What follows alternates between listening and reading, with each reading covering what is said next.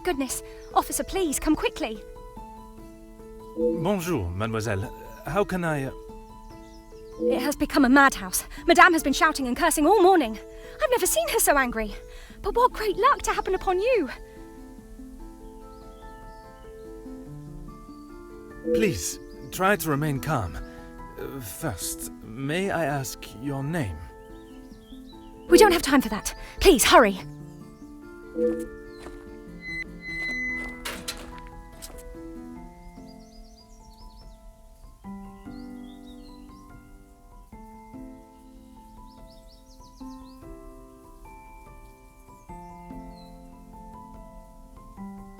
Mademoiselle, now we are here, I must insist on your name before I can continue any further.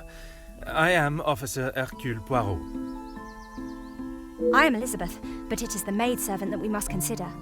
Forgive me, officer, but are you new to the area? I stand out so obviously. I mean no offence, only I have not seen you before. This is a small town, and you learn everyone's faces very quickly. Very observant of you, mademoiselle. Oui, I was recently posted here from the city, and a good thing I'm here now. Let us get to the bottom of this madness you speak of.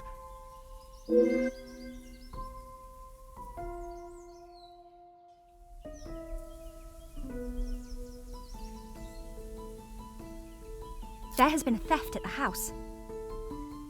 Then I am exactly where I should be, n'est-ce pas?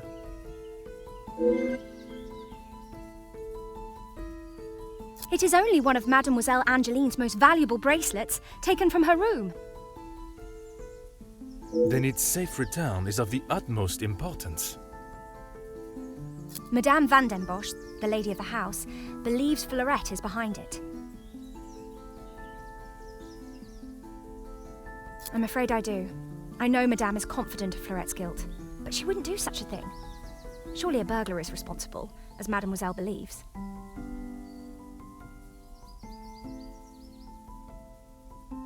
Merci, mademoiselle. Your assistance has been invaluable.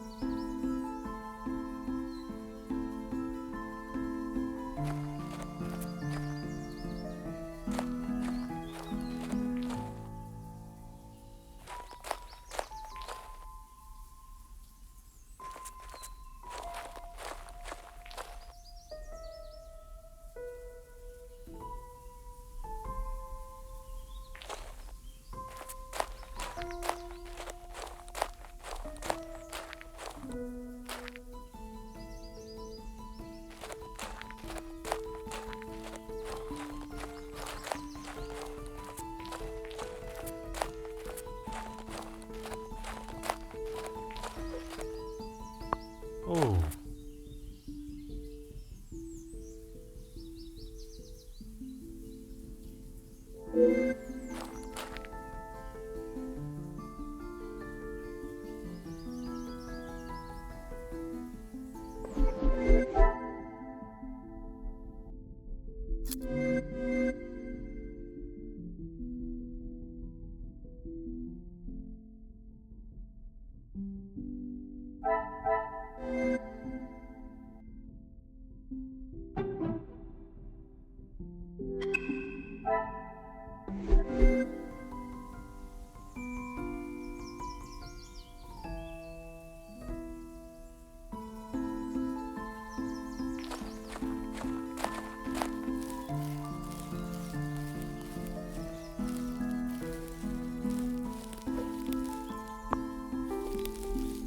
Aha.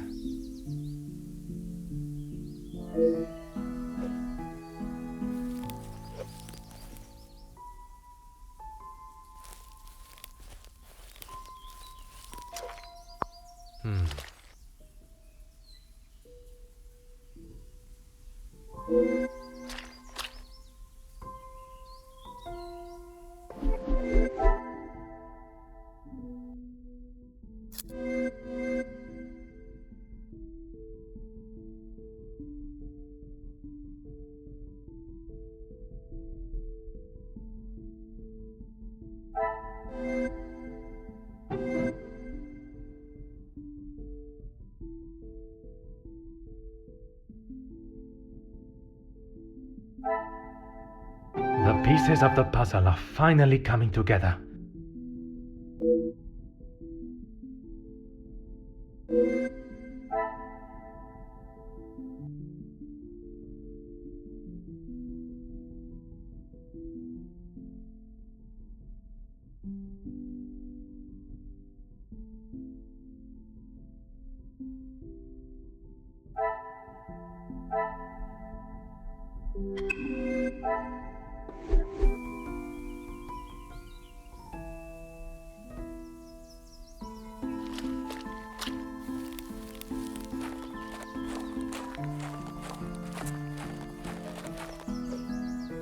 Of course, officer. How can I help?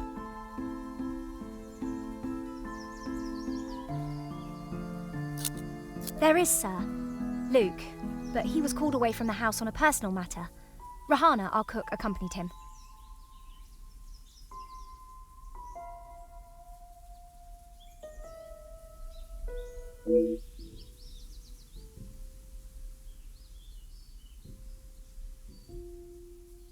One set must be mine, leaving to find you.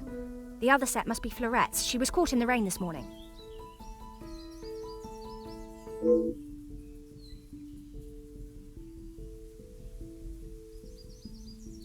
Merci, mademoiselle. Your assistance has been invaluable.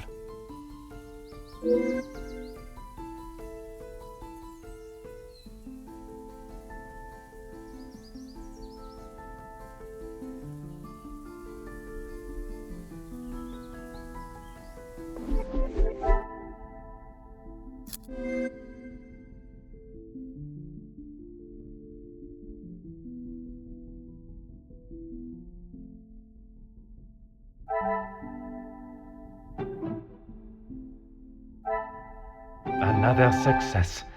I never doubted myself.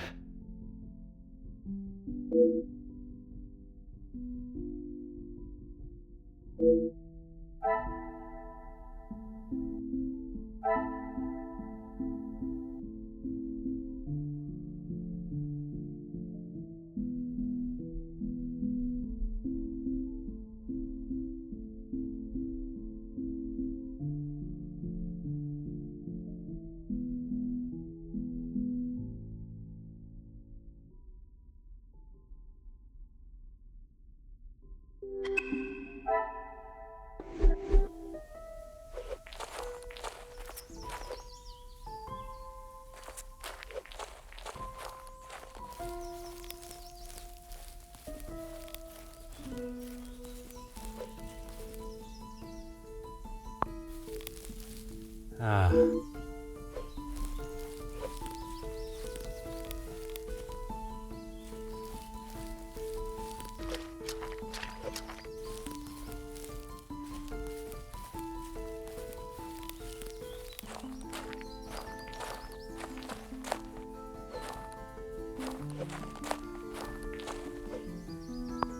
course, officer. How can I help? Merci, mademoiselle.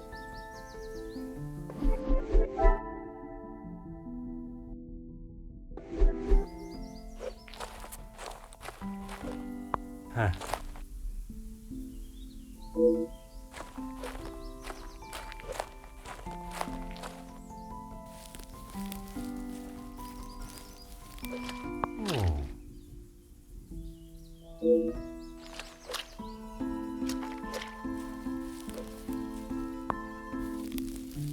Ah.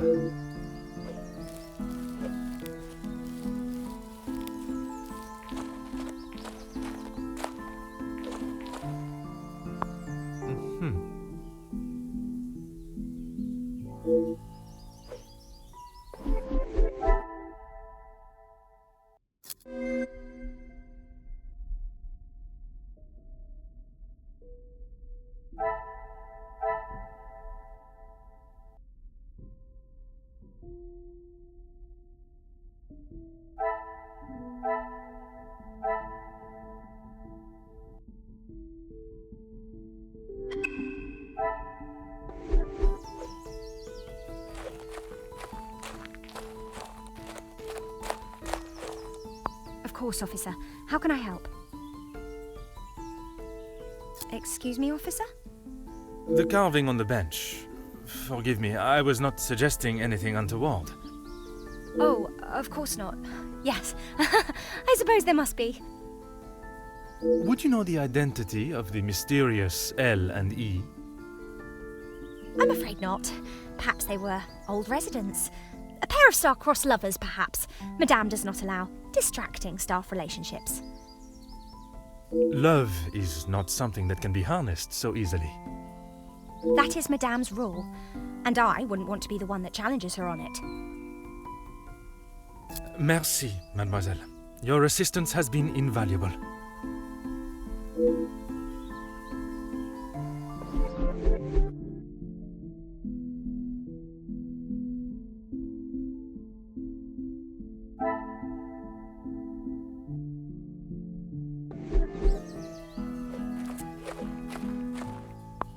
Huh.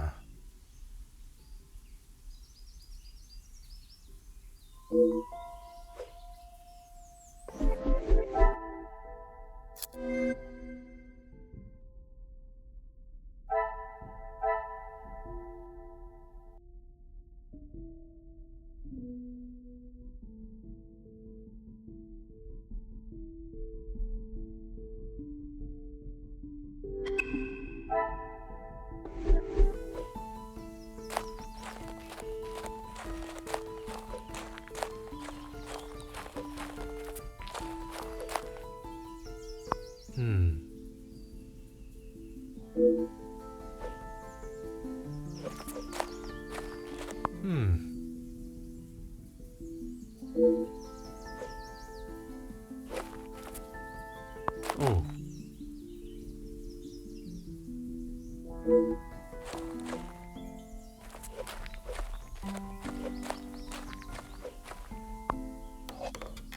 Aha.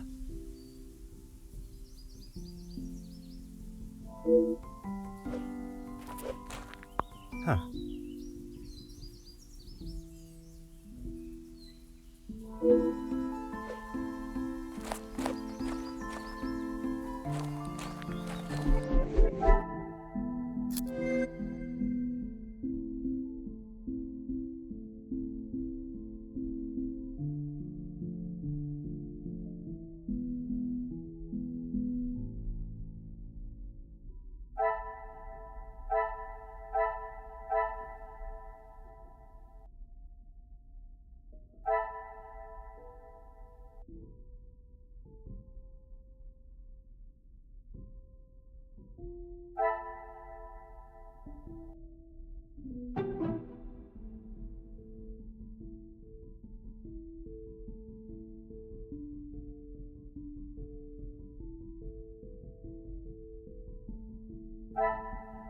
Things are beginning to become clearer.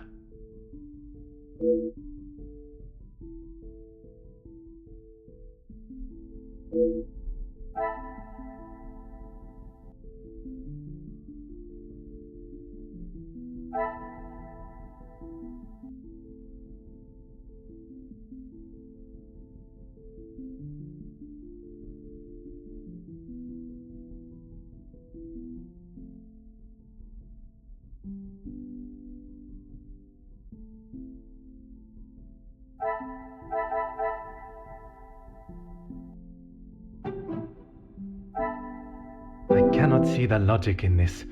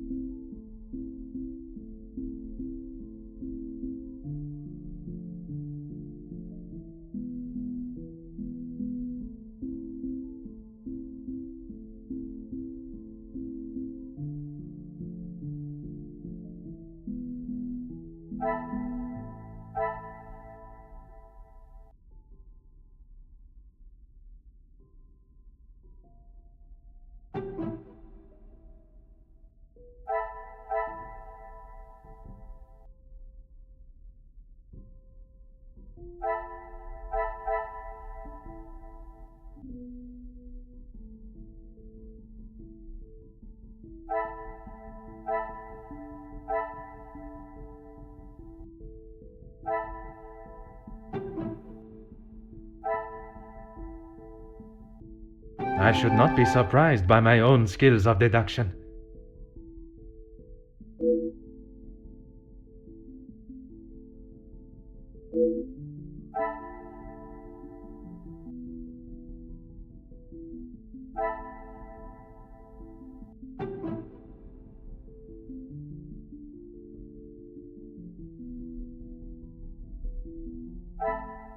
What a revelation!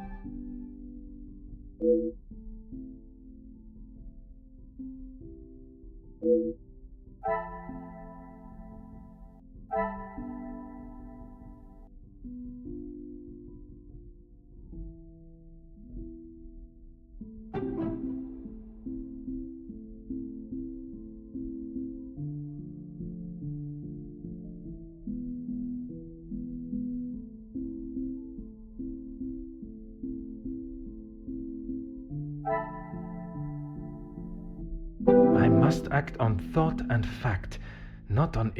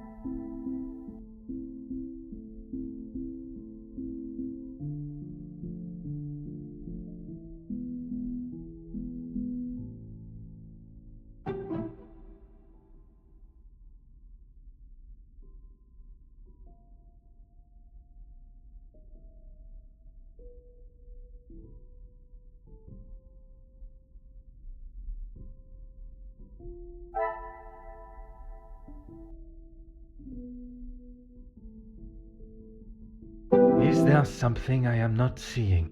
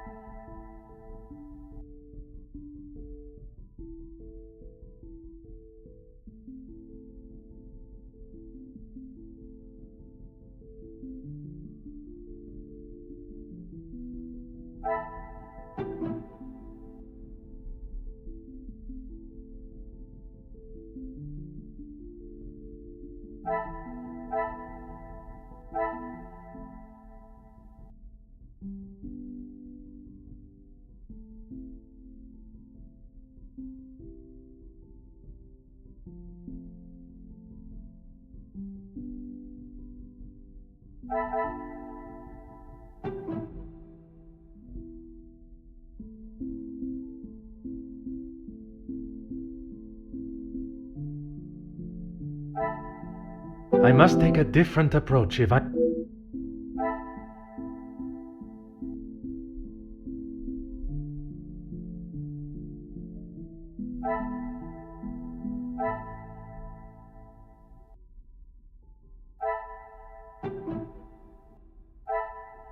Some would say a lucky guess.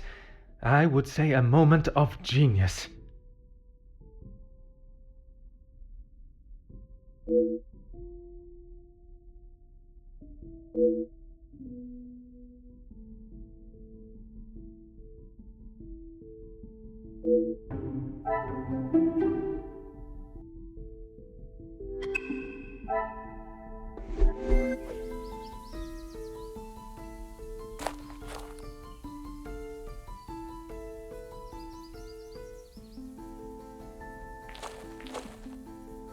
I have conducted my initial inspection of the house and grounds.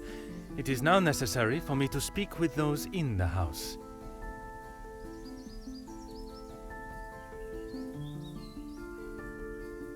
Of course. Thank you, officer. I'm sure Madame Van den Bosch will be happy to hear the police are investigating.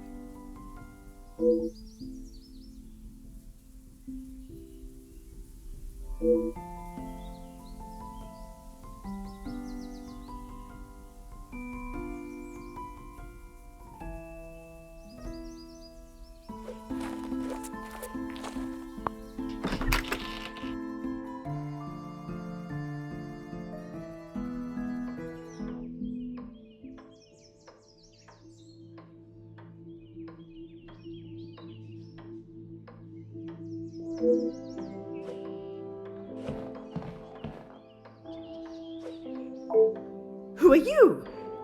You are not the commanding officer I requested. No, dear madame, I am Officer Hercule Poirot. I can assure you that... This will simply not do. I sent Elizabeth to bring me a competent lawman. And that is what she has brought, madame. Now, I would like to continue my investigation.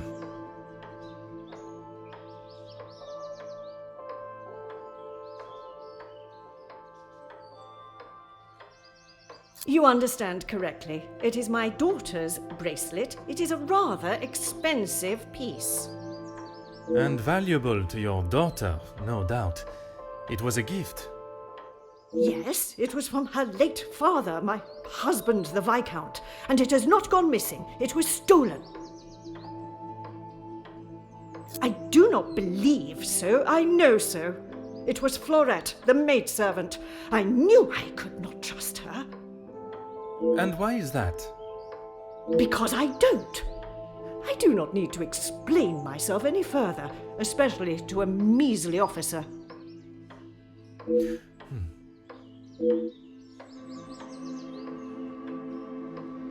Don't be ridiculous. I have told you who is guilty. If there had been a break-in, surely it would be your job to stop them. If it was the case, of course, madame. Although I cannot predict a burglar's movement.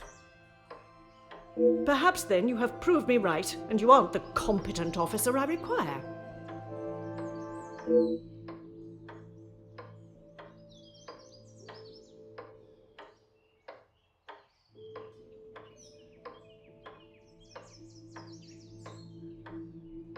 Merci, madame. You have been most helpful.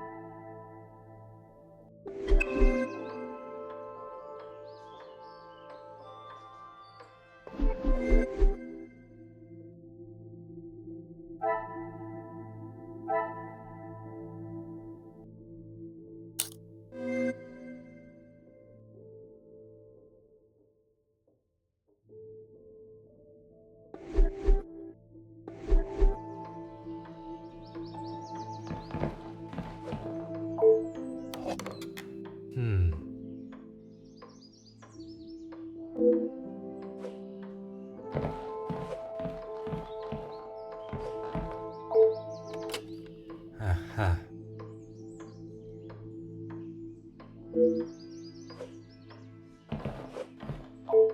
Aha.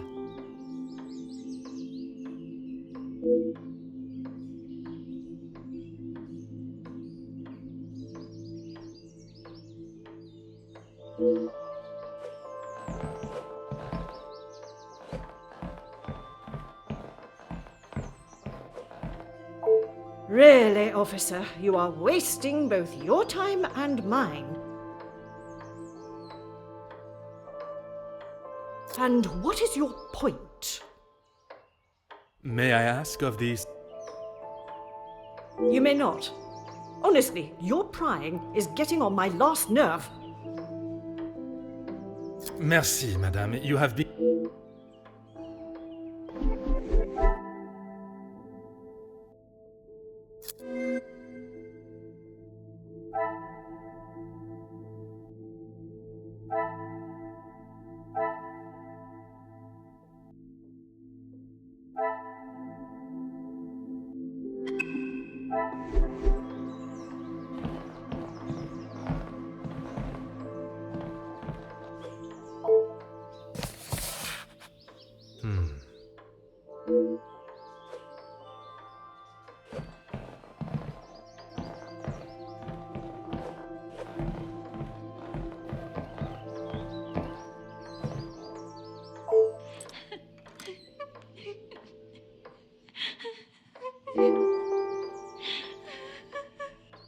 Oh.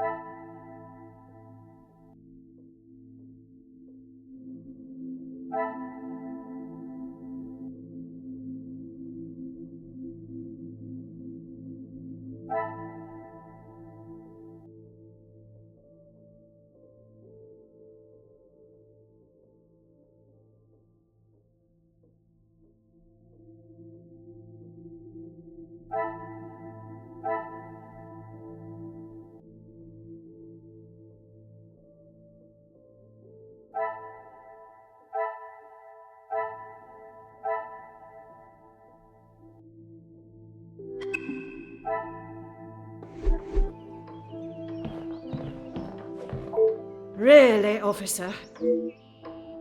Only if you are prepared to take Florette away. It is an offense to incarcerate someone without suitable proof of misdeeds. I must question Mademoiselle Florette to gather her version of events. If you will not do your duty and lock her up, then I must. She shall remain there, and I, the key holder, until she is led from the room in handcuffs. Merci, madame. You...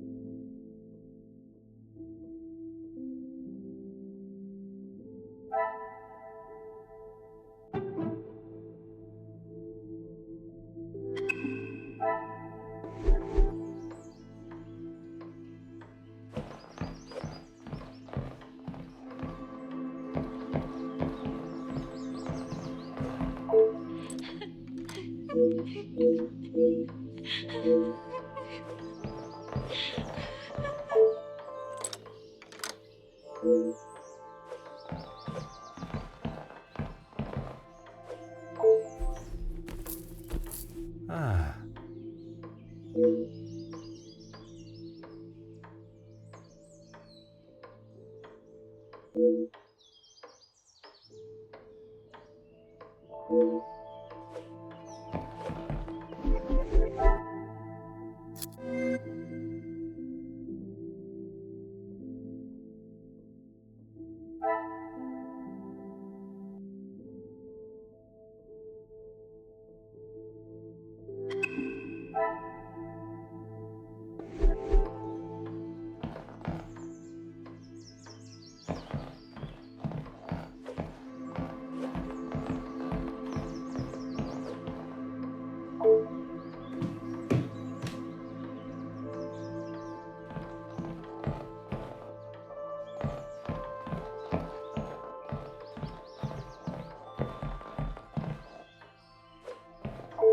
Huh.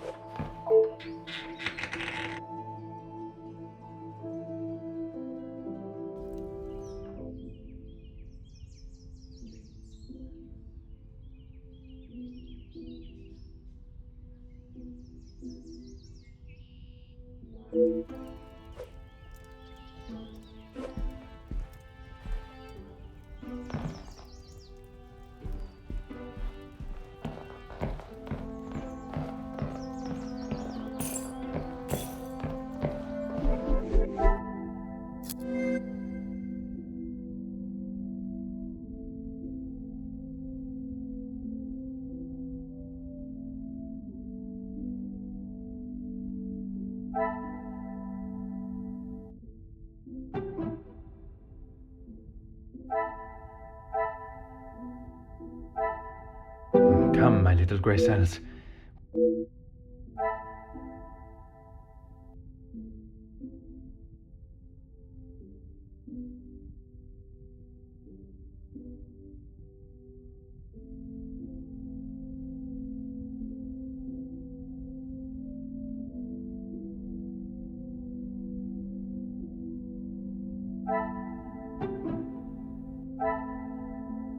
Magnifique.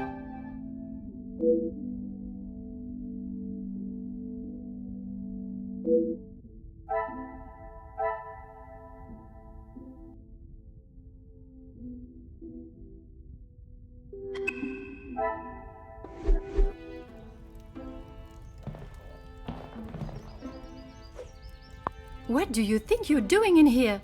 Who let you in? Mademoiselle Angeline, I presume. Allow me to introduce myself. I am Officer Hercule Poirot. An officer of the law? But what are you doing here? Don't you need to be chasing down the burglar? Your bracelet has gone missing. It is only correct. I speak with all members of the house and investigate the scene of the crime. Ah, if we must. Merci. I will attempt to take up as little of your time as possible. Some rat stole my bracelet this morning. Even though it's clear someone has broken in, Maman refused to listen and blamed Florette. You sound very convinced it was taken by someone from outside of the house. My window was open when I returned. How else can you explain that? It is of great value. Money was no object to father. It was a gift from your father.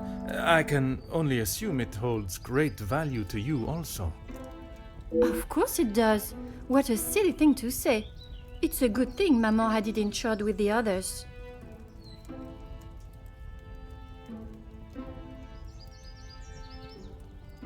It must have been while I was down at breakfast with Elizabeth.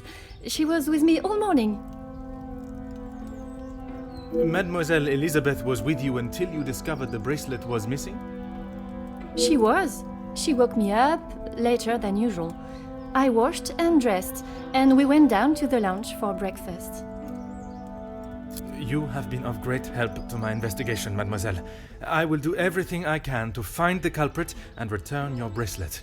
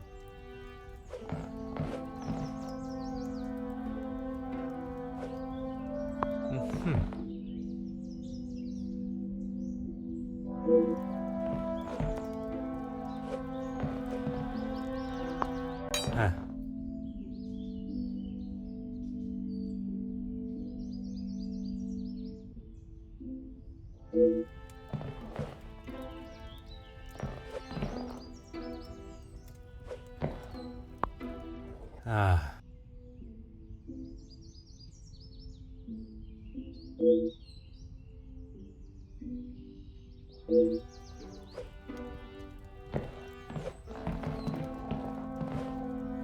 Oh.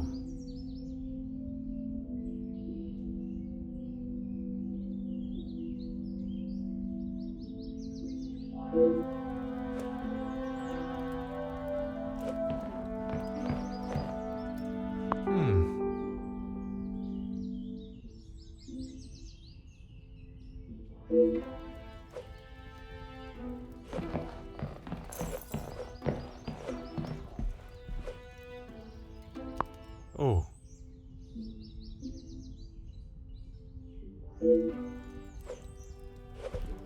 Oh.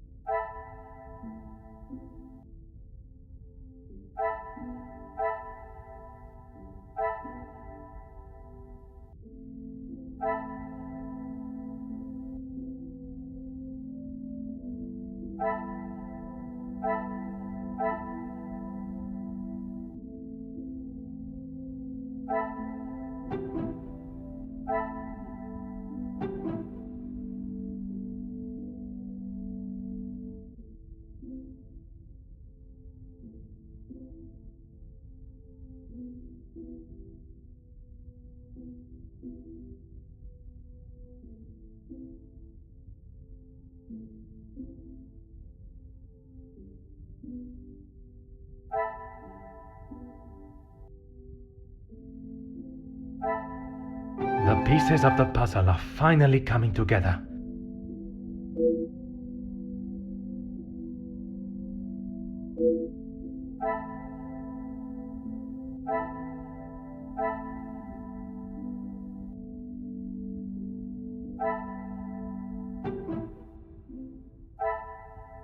Another success.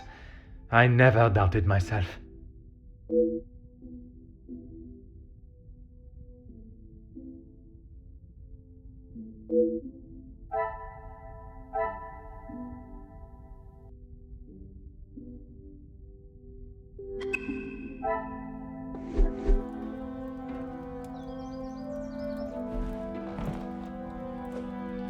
The longer you're here, the further the criminal goes with my bracelet. But by all means, fire away. Is one bracelet not enough?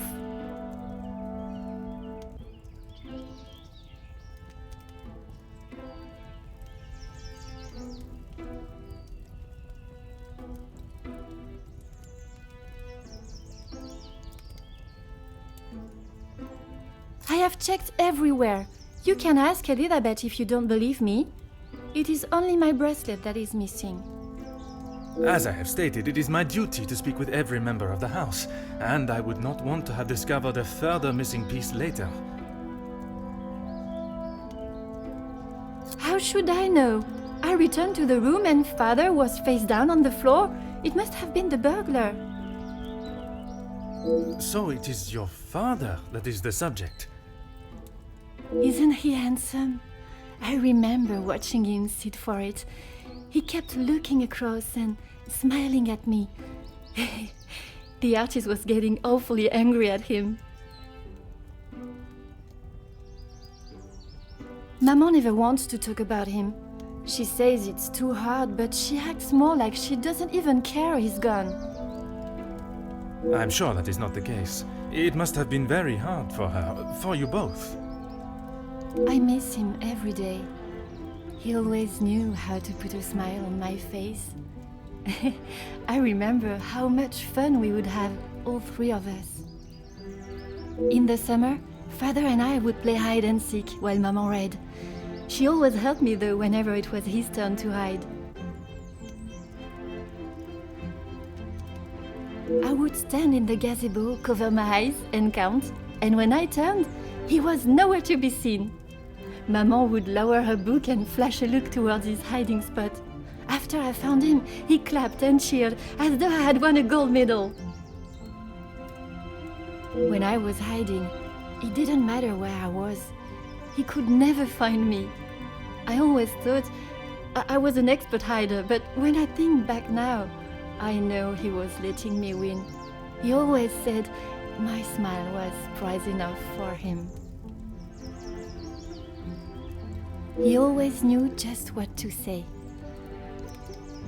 I am sure he would want you to be smiling today, even under such circumstances.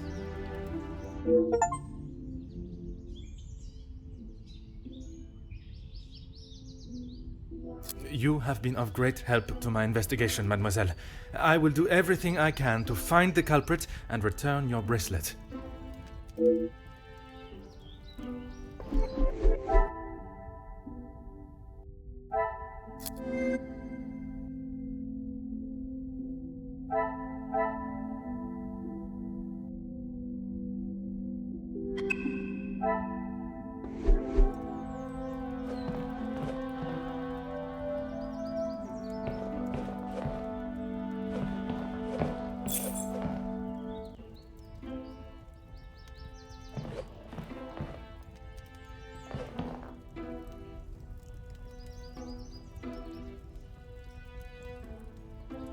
Ah.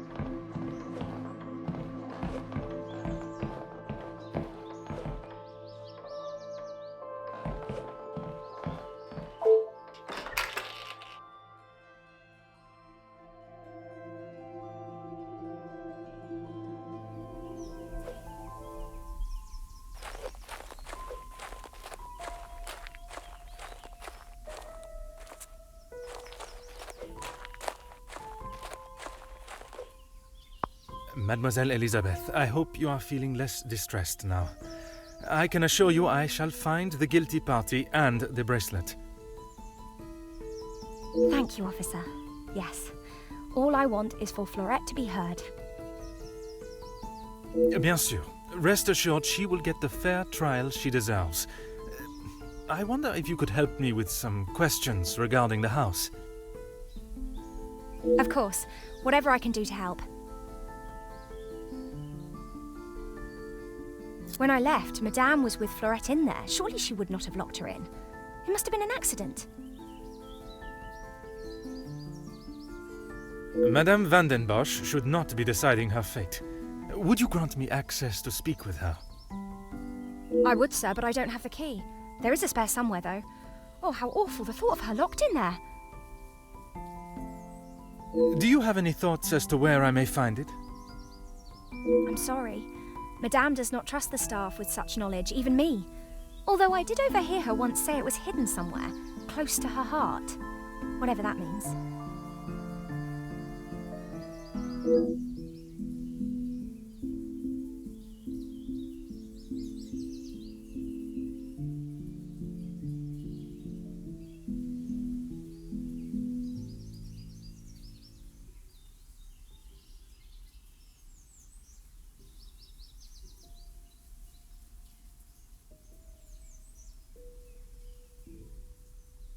Now I think of it, I don't recall seeing her memento tin.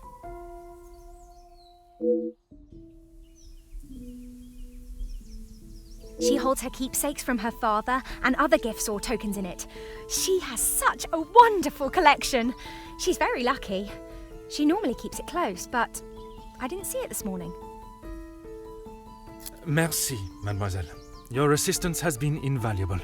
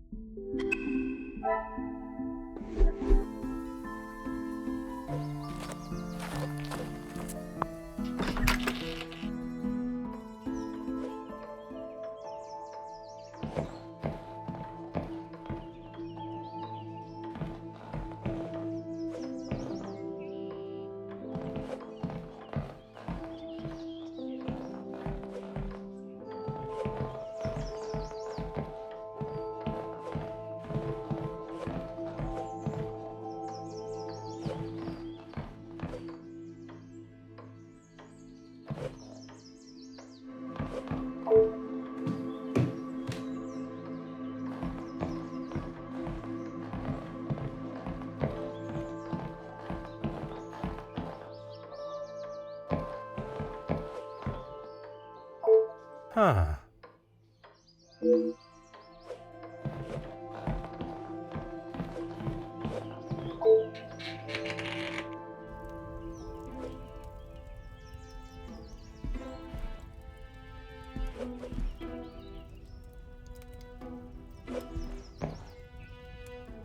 Aha.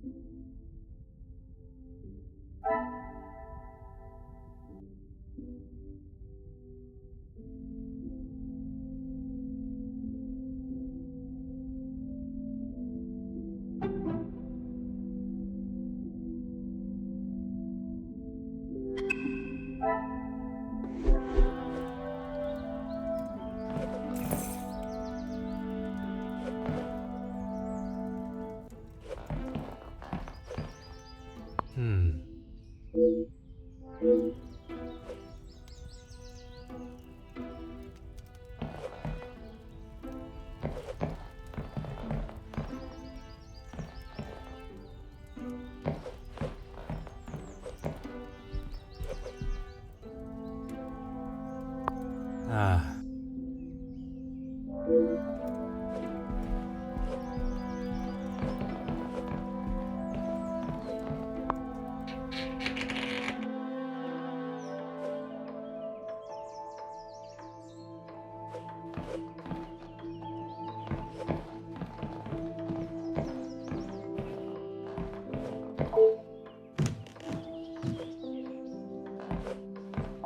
Hmm.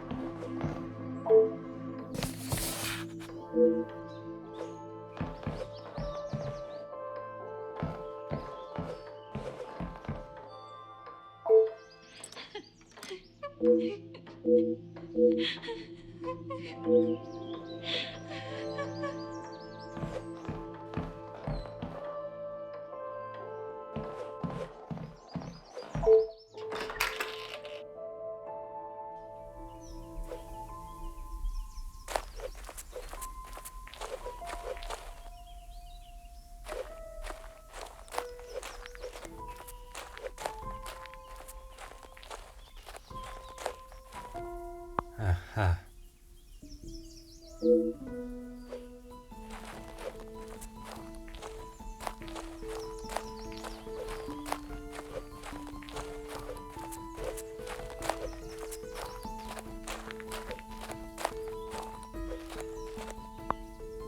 Oh.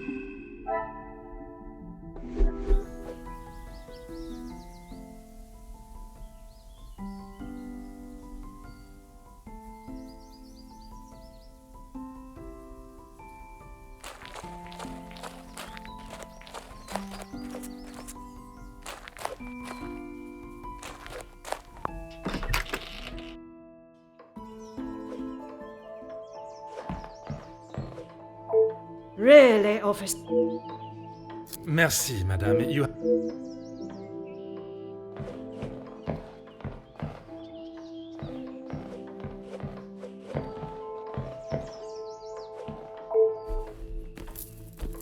Huh.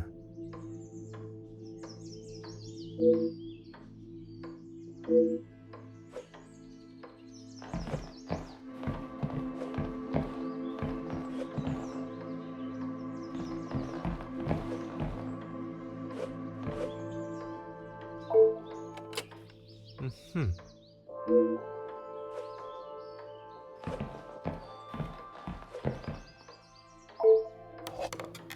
Huh.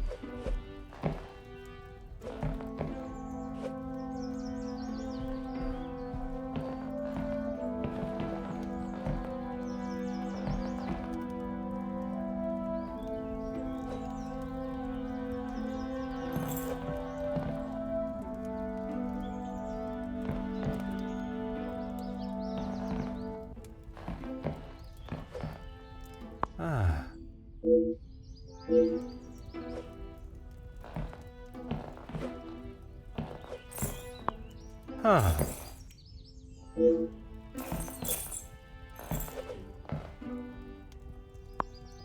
Oh.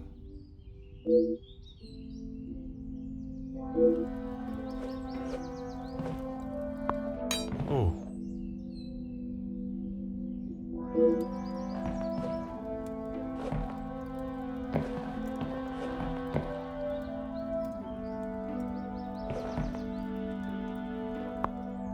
Hmm.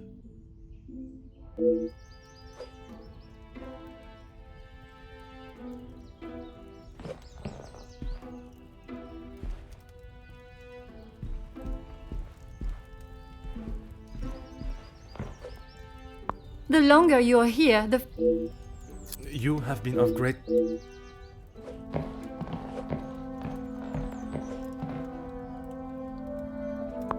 Huh.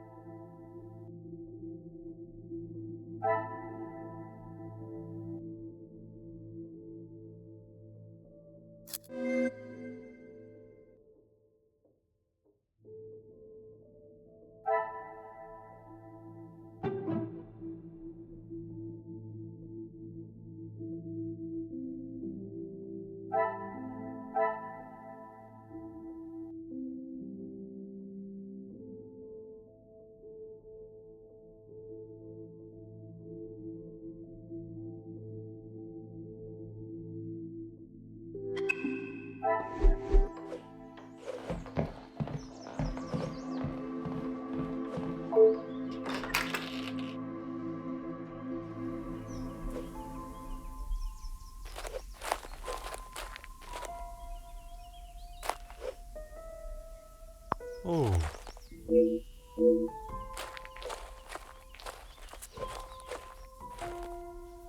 Ah.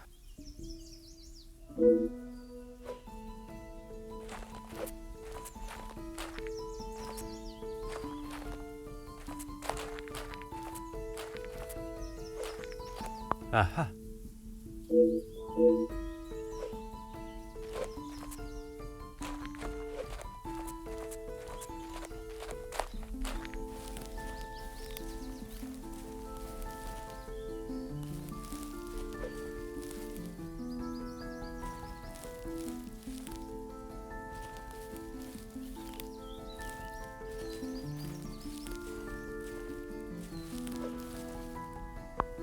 Aha.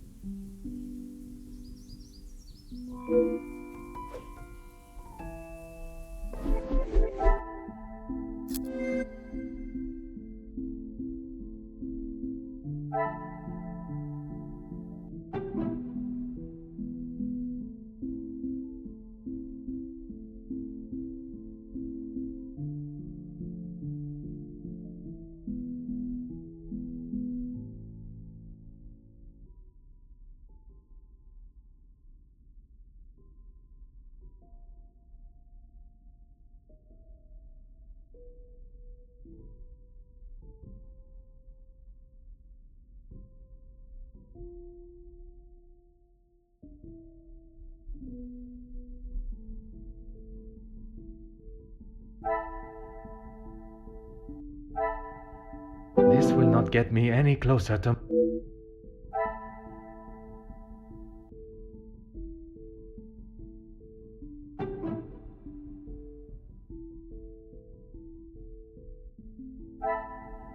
Magnifique.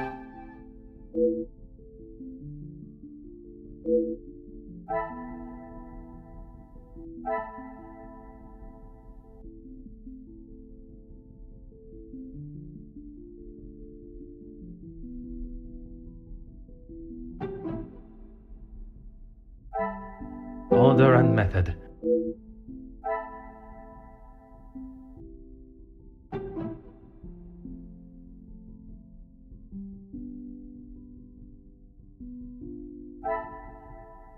Some would say a lucky guess. I would say a moment of genius.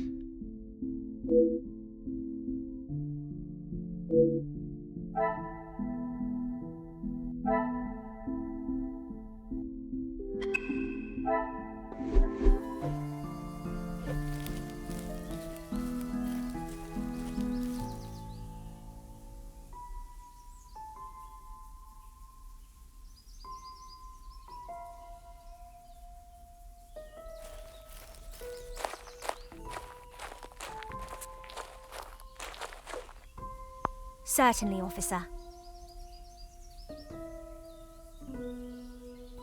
Madame is the one with the refined taste. Angeline and I are much more partial to a simple love story. Aren't we all? Romeo and Juliet, the most famous of love stories. I do enjoy it so. The passion, the romance. It gives me goosebumps just thinking about it. Madame has a copy upstairs in the main hall. Merci, mademoiselle. Your assistance has been invaluable.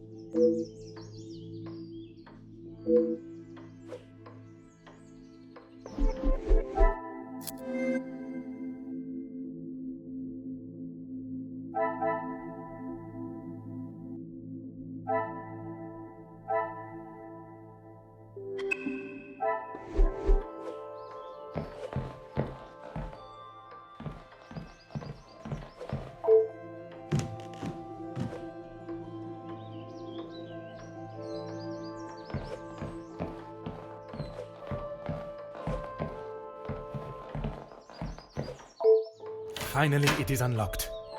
What exactly do you think you are doing? If I am to serve justice, I must be able to reach and talk with young Florette. The girl is guilty and shall pay the price for her crime. I shall see to that. If you wish to listen to her feeble attempts to explain herself, so be it.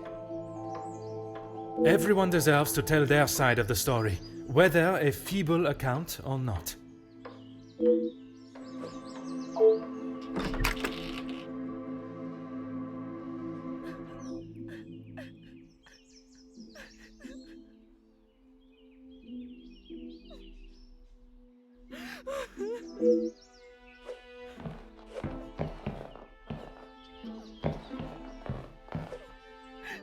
Mademoiselle Florette, I presume. Please, officer. I did nothing wrong. You can't take me away. Please relax, my dear. If you have done nothing wrong, you have nothing to worry about. But it is my duty to investigate all avenues. Ah bon? Relax. So you don't think I took the bracelet? As of this moment, I cannot say. But answering my questions honestly will certainly help your case either way. I didn't even know it was missing till I got accused of taking it. Madame was so angry. She wouldn't listen to me. There must be some reasoning behind her accusation. How could I have taken it? I've been in town most of the morning. I was even late coming back. Then I was preparing breakfast. Rihanna the cook is away, so I had to fetch breakfast for the house and prepare it all myself. How does she expect me to do that all on my own? From what I understand of Madame van den Bosch, she would not have been best pleased you returned late for breakfast. Not best pleased? I thought she was going to batter me to death with a baguette. I hid in the kitchen and then tried to stay out of sight in the lounge until breakfast was over. Didn't want to put my head near her jaws while she was still hungry. Perhaps a brave move under the circumstances. And you did not go upstairs at all. Madame was singeing a hole in the back of my apron with her glare. I daren't have moved. I was too scared to blink the wrong way. Never mind stamping upstairs. I must just be slow, monsieur. My mother always said I moved like the snail. Maybe I was just happy to be out of the house.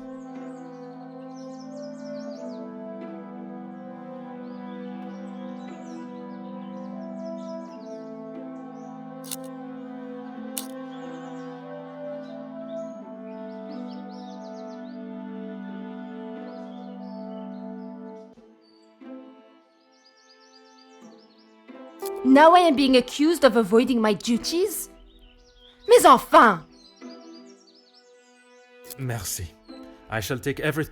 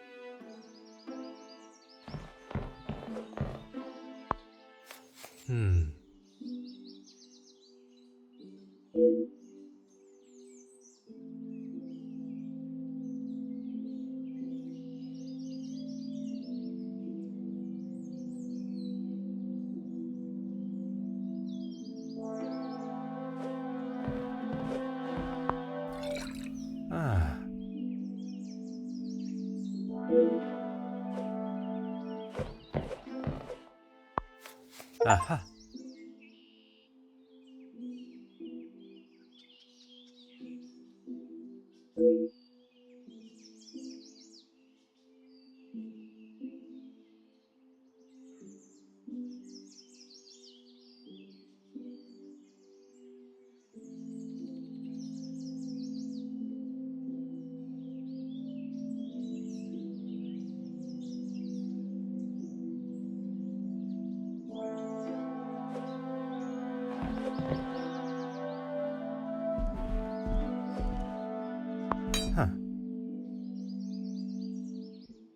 Oh.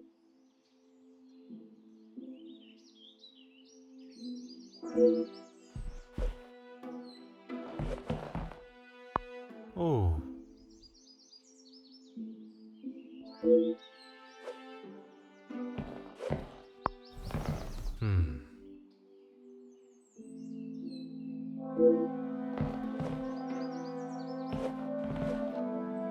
Oh.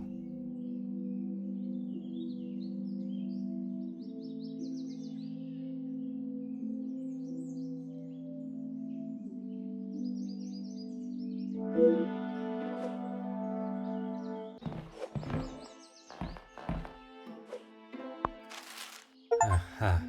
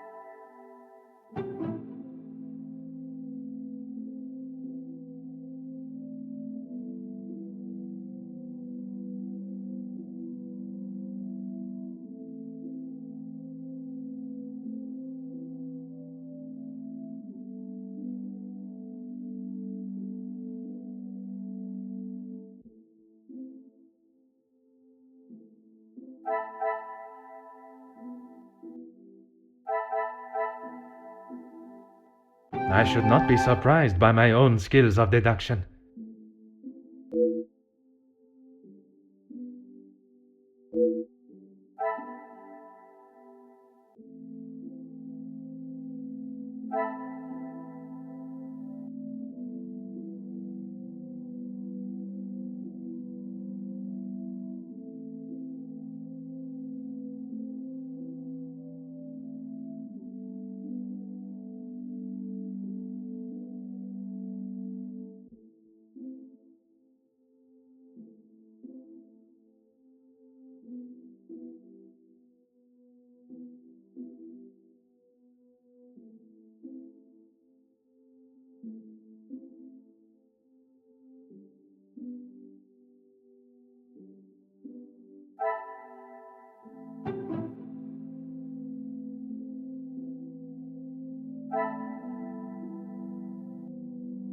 I must act up.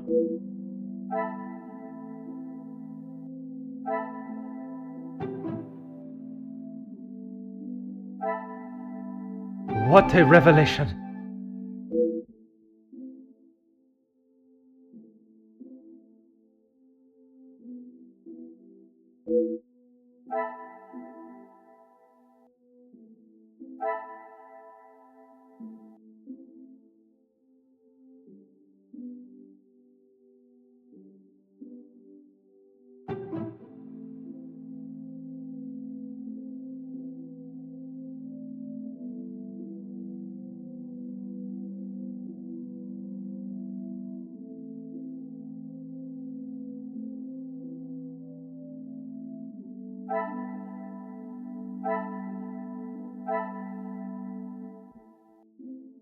Come, my little grey cells.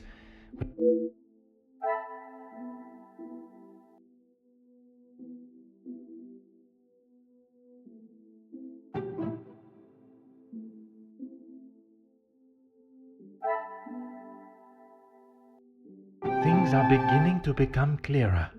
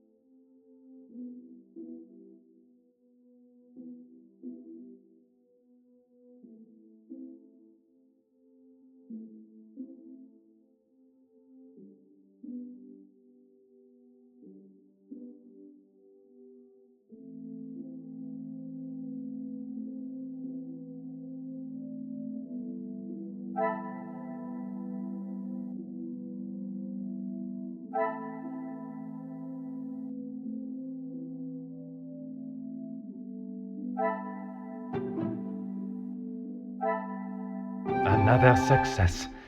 I never doubted myself.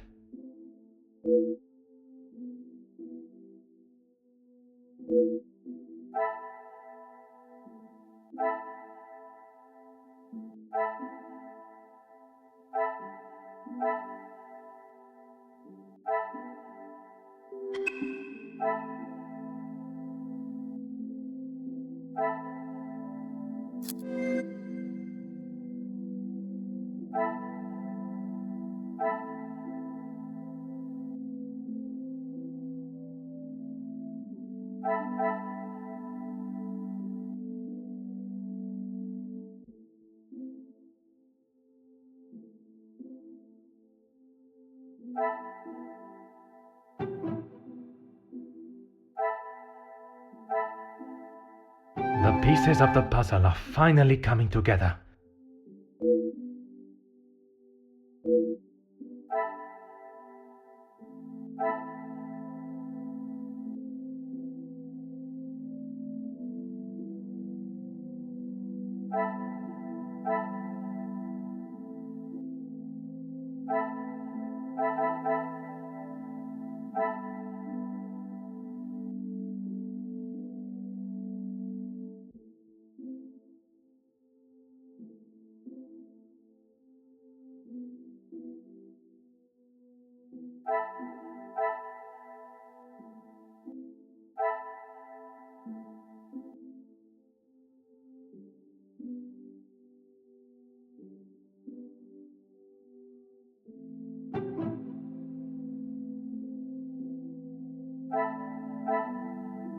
I cannot see the logic in this.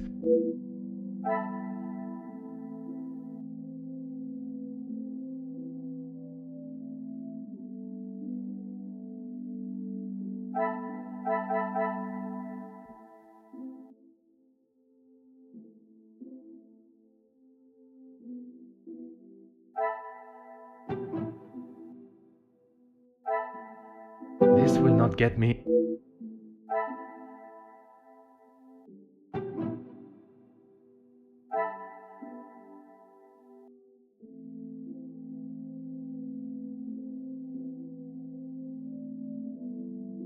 Is there something?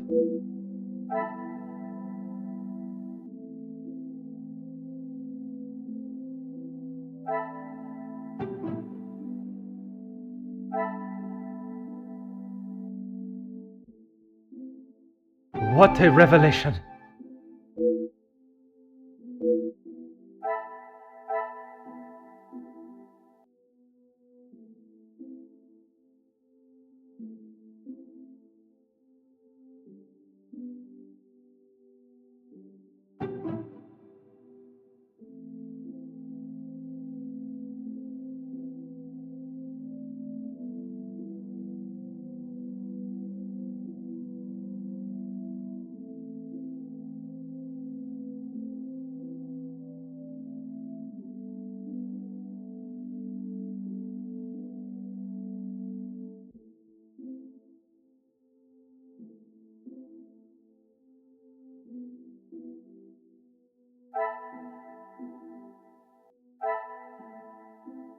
I must take a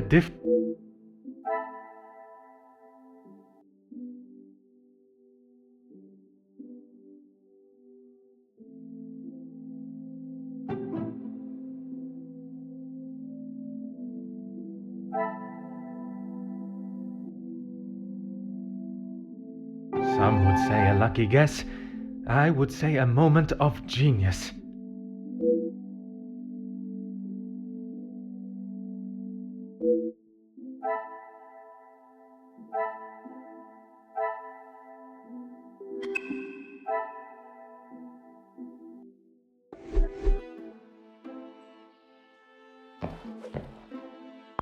Anything to show you I didn't do it. And Madame, I need this job, monsieur.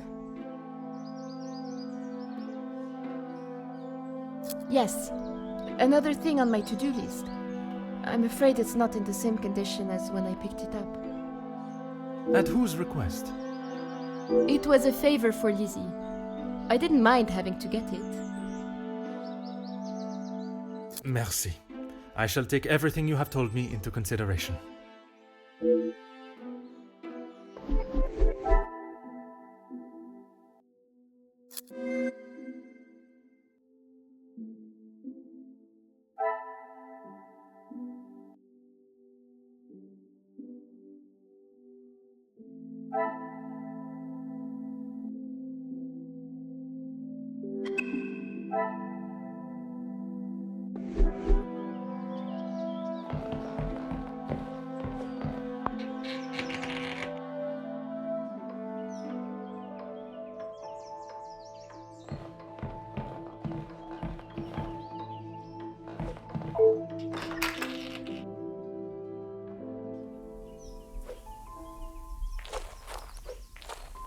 Certainly, officer. The lounge? A package? Oui, it is quite hard to miss. Oh, how silly of me. I must have had my head in the clouds this morning. I'm sorry, I can't help you further. Besides the terrible rain? No. I woke, began my duties with Mademoiselle. I had already laid out a clean dress. I helped her into it and prepared her for the day before getting started on tidying her room as neat as a pin. And the bracelet was still there when you left the room for breakfast. I'm sure of it. I had it down before Mademoiselle Angeline. Why, yes, officer! I misplaced it after wiping a stain from Mademoiselle Angeline's sleeve at breakfast. You are a great detective. You are not the first to say. Had she not noticed it herself, I imagine Madame would not allow even the smallest imperfection. It baffles me how she couldn't have. It was only luck that I spotted it before Madame, and a good thing I did.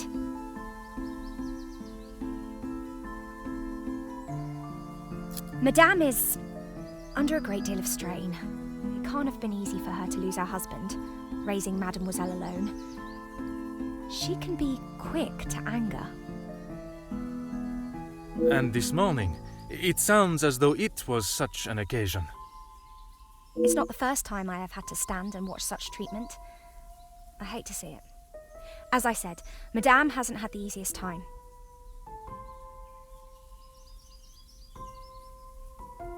Madame's scolding of Fleurette this morning was the worst I have seen her temper. I wish you could see that Fleurette is just trying to do her best. Could there have been another reason for such a reaction? Madame was not happy Fleurette was late.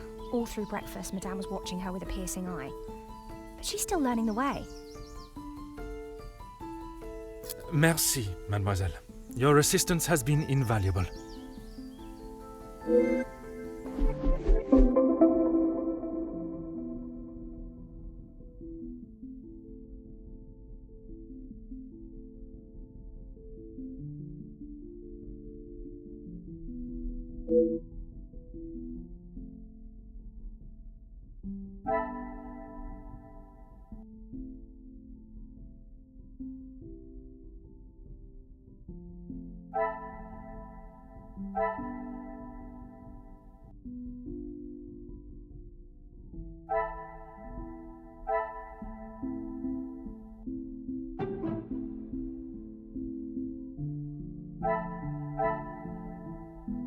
Order and method. That...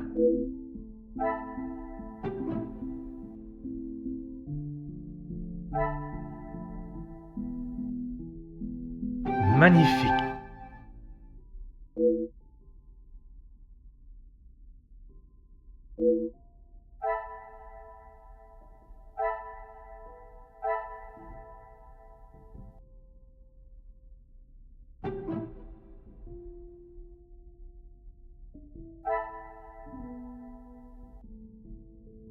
Things are beginning to become clearer.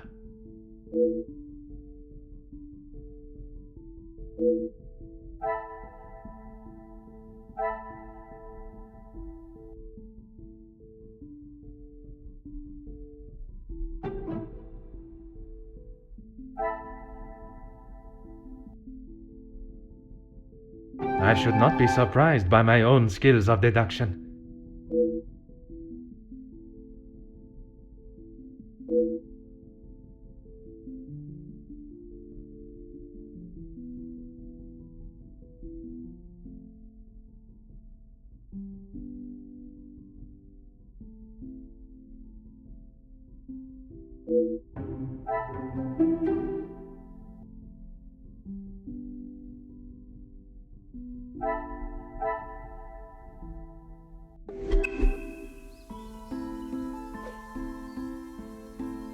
Certainly, officer.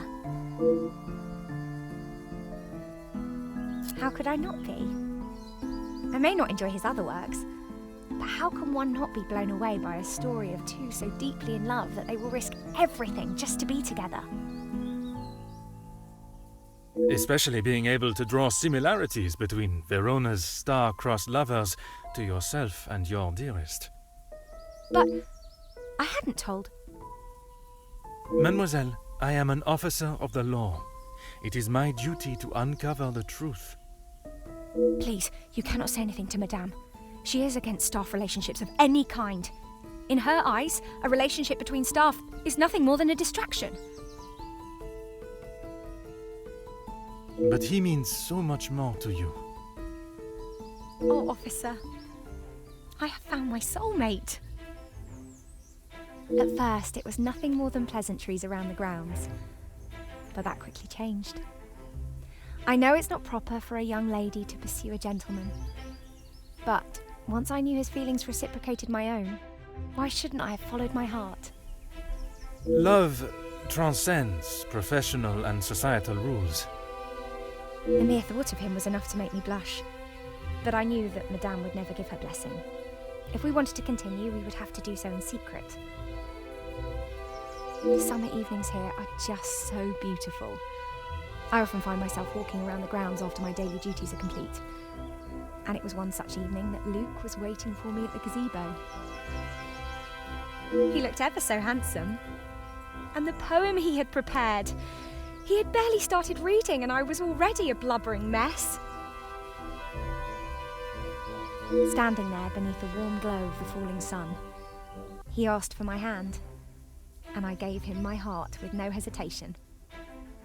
Oh, I'm sorry, officer. I've been chattering on for so long. You have much more pressing matters than to listen to me rambling aimlessly. One should never apologize for such a charming and bewitching story of love. But you are correct. While the culprit still eludes us, my work is not yet complete.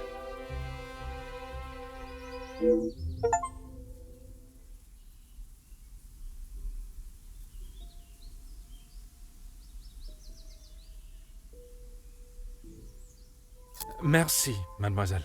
Your assistance has been invaluable.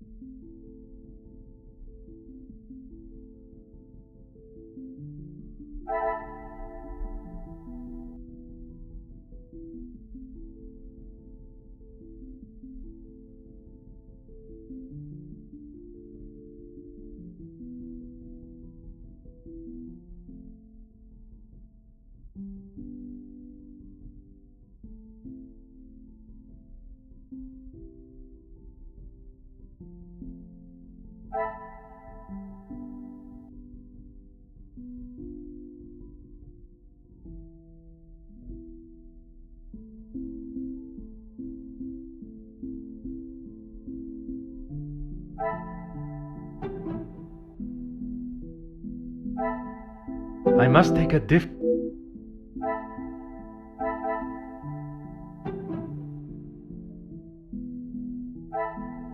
order and method.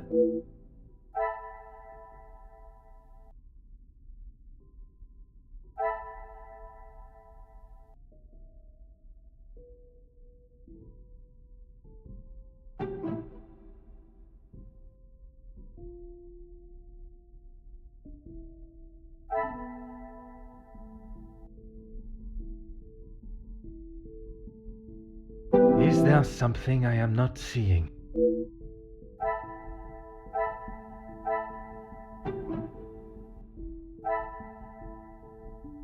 Some would say a lucky guess. I would say a moment of genius.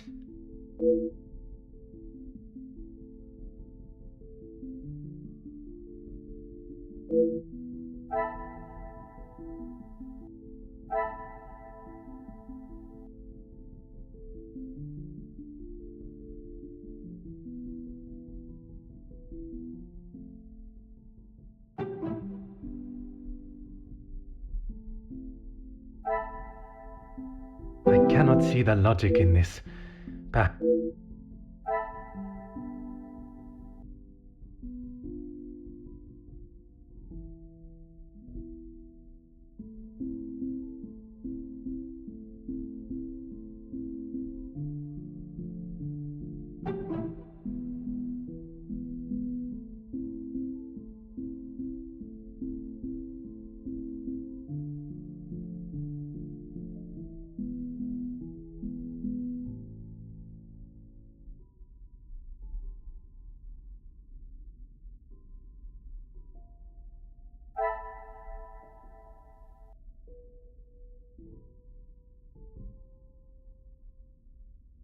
I must act.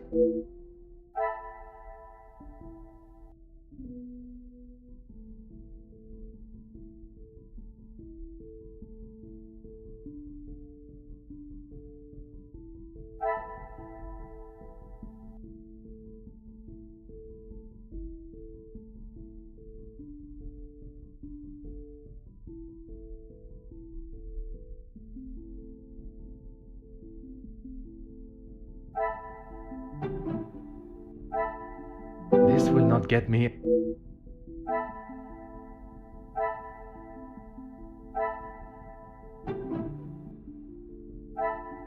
I should not be surprised by my own skills of deduction.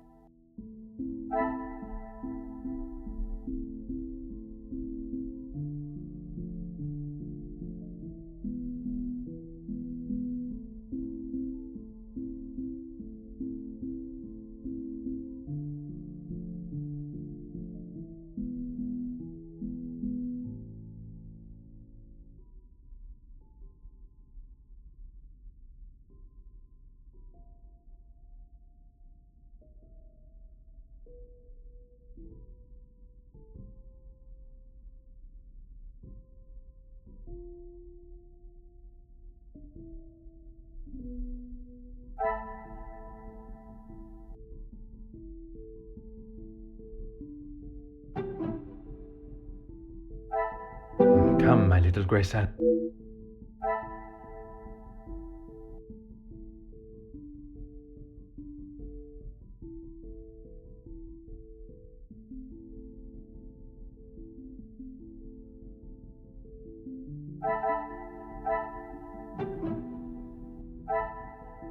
I must take a different approach if I am to uncover the truth.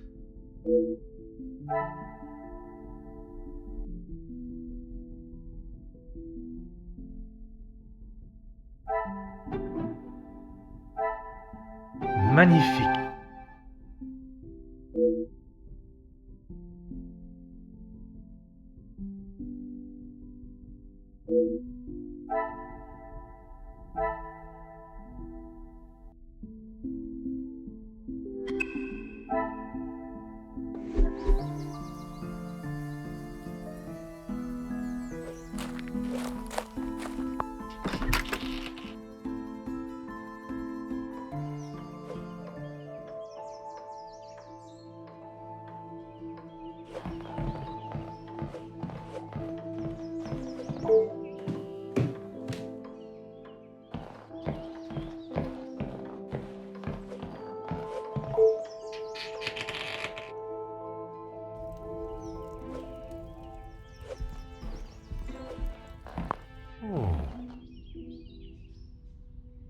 What are you doing there? I wouldn't get too close. Soot is forever spitting onto the floor. Merci for the warning, mademoiselle.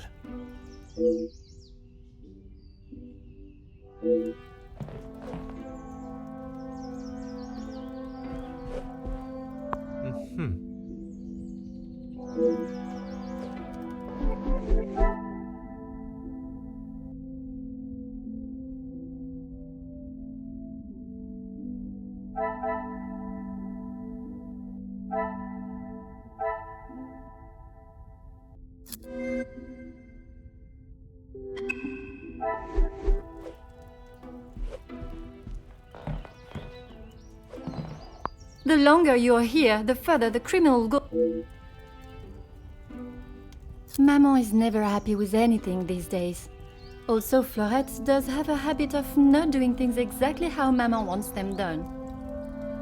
And how does she react when she sees Florette not doing things the correct way?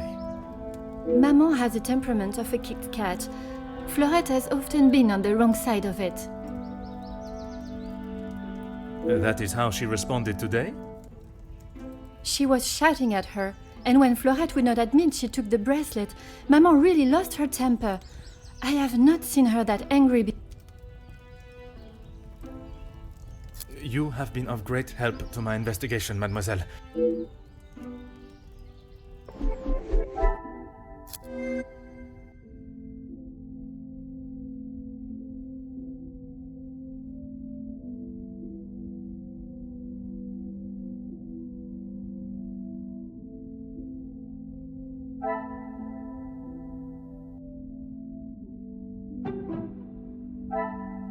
Another success.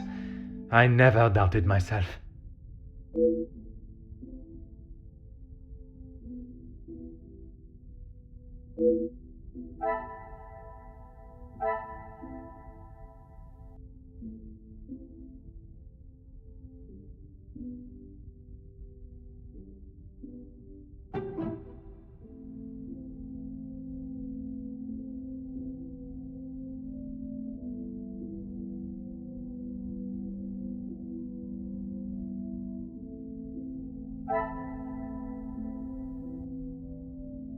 What a revelation!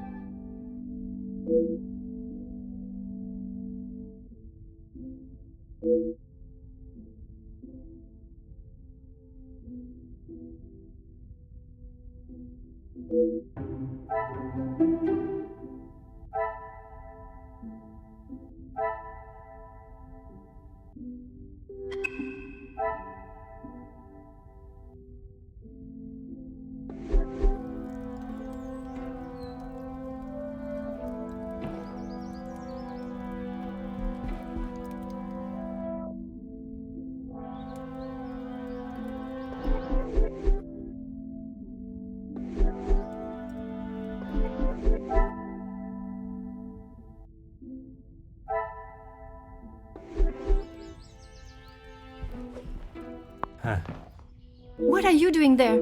I wouldn't... Merci.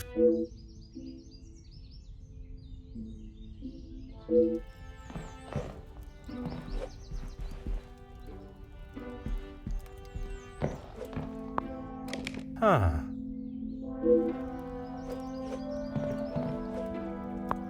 Ah.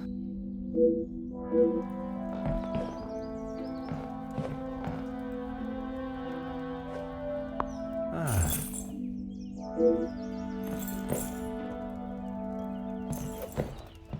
Huh.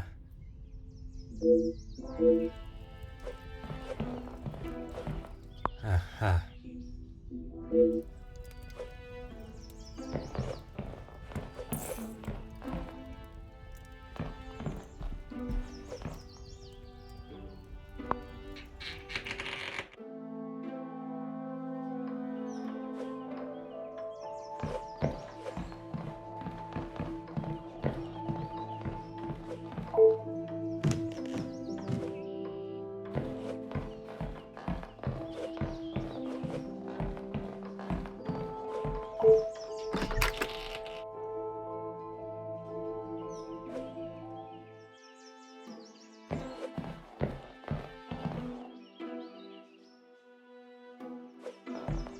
Anything to show you I didn't do it.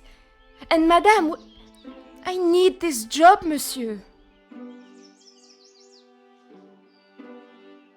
She never used to be such a witch.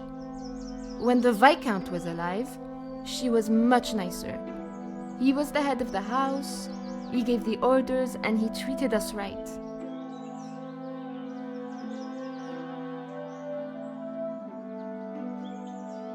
I would have gone long ago, monsieur, but my family can't afford for me to be picky about my employment.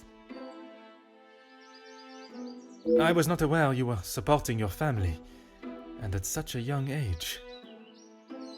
Papa lost his job at the factory just before he left for good, so Mama had to work even more. I was old enough, so I went to work. When I joined the Van den Bosch house, the Viscount was very kind. I didn't think he would care, but he wanted to help. He gave me some extra in my first pay pack, enough to keep the landlord from kicking Mama out at least. No one had ever been that nice before. I didn't know what to say, but all he wanted me to do was work hard for her. He even let me to go home and visit Mama and my brothers at Christmas with a food parcel from the kitchen. Mama said she had never seen so much food. It's always been hard for her. Even before he left for good, Papa wasn't around much, and even when he was, we both wished he wasn't. My brothers were too young to remember what he was like. When I walked in Mama's house, everything seemed so much smaller. I must have got too used to the size of this house. I swear, you could fit our house in just this lounge. We didn't have much, but we didn't want for much. It was simple and it was home. The valuables in the house do not determine the love it shares. Someone should tell Madame that. Not that she'd listen anyways. I will uncover the truth of what happened today, mademoiselle. That, I promise you.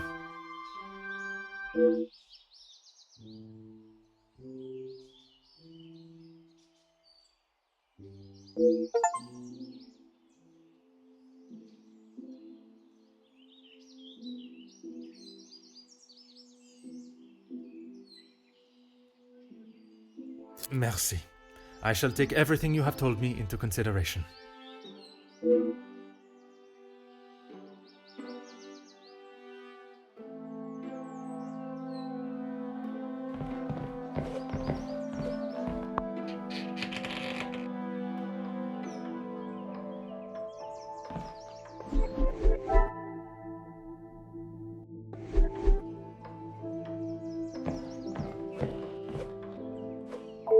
Really, officer, you are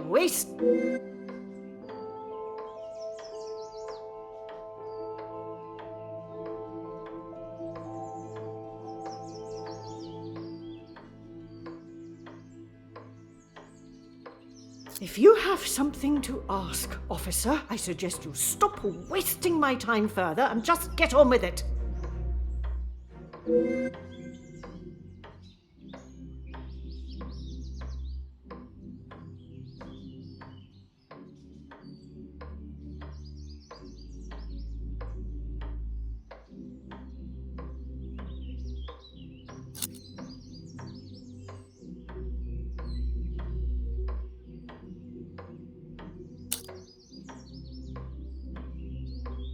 And this is how she repays me?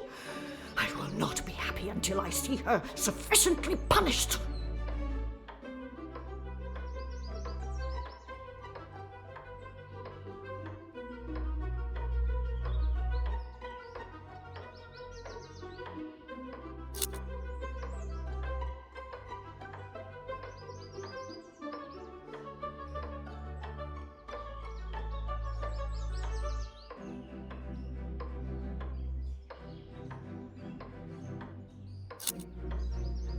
I am not sure what you are trying to imply, officer, but I will remind you of my position in this house and my standing with your superiors.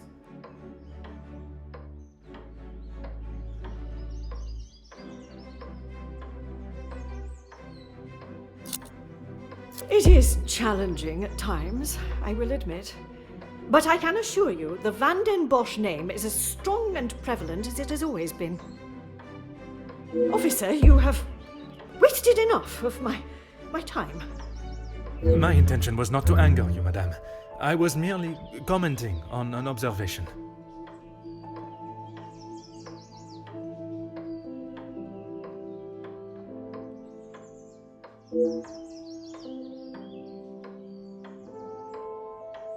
If you have something to ask.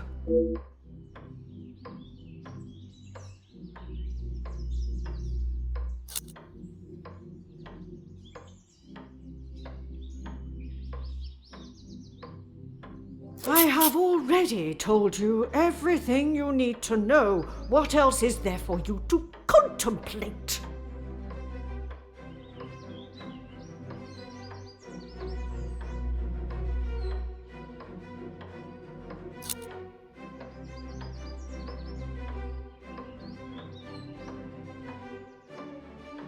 I am glad you have finally come to your senses and have seen her guilt.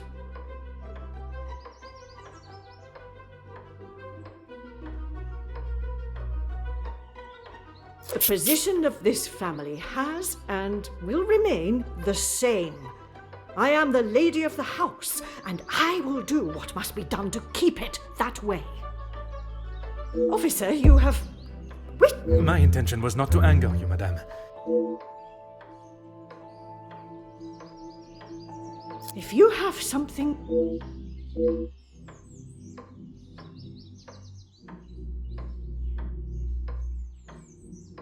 And this is how she repays me?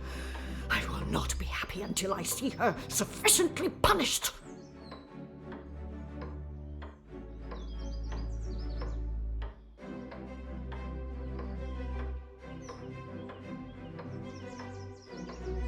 I doubted your abilities, but perhaps they are not as inadequate as I thought.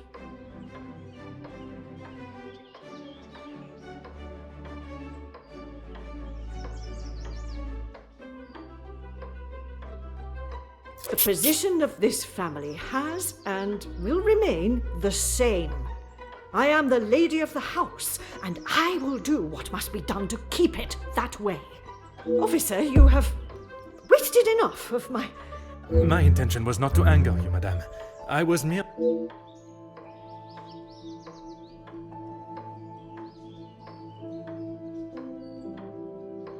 If you have something to...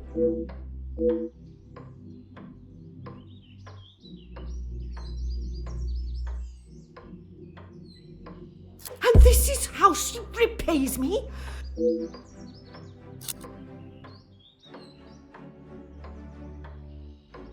I am glad you have finally come to your senses.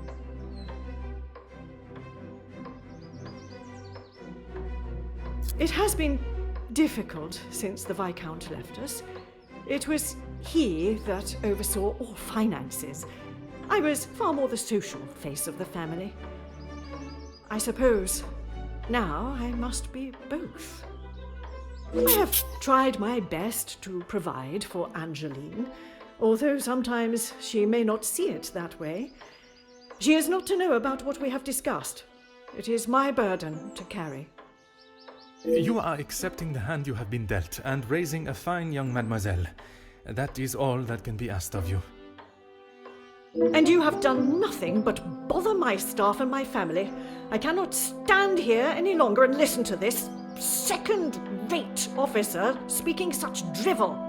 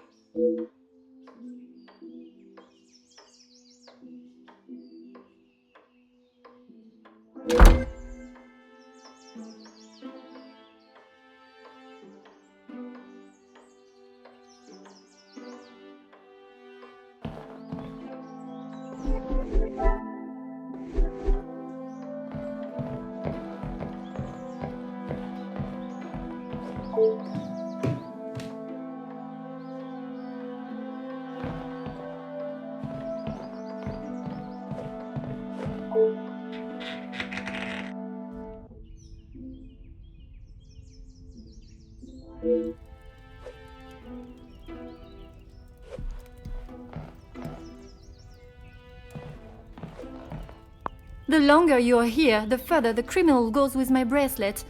But by all means, fire away. You have been of great help to mine.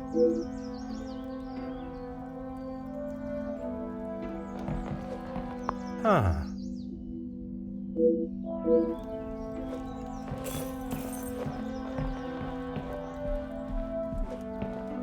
Oh.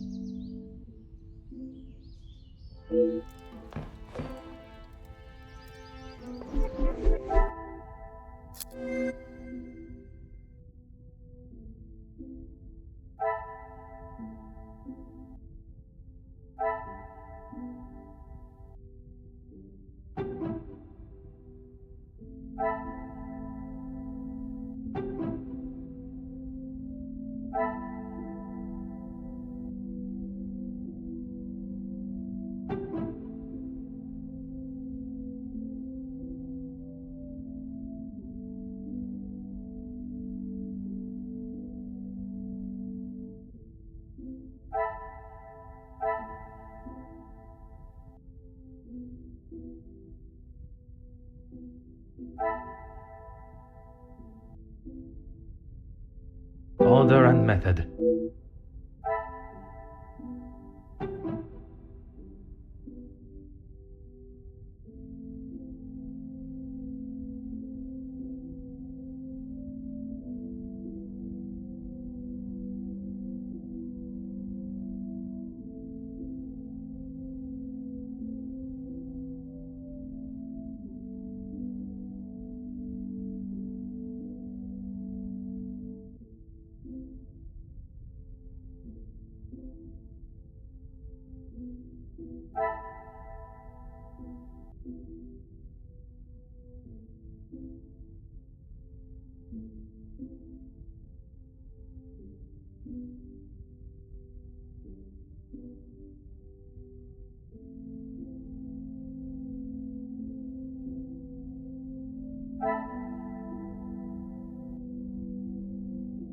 Come, my little grey cells.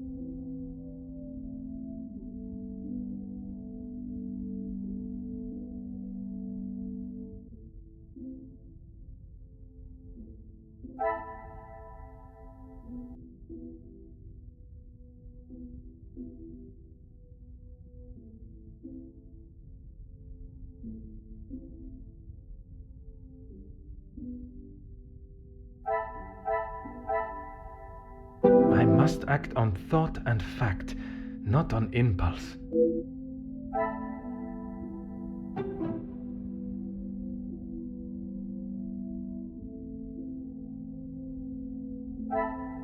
I cannot see the logic in this.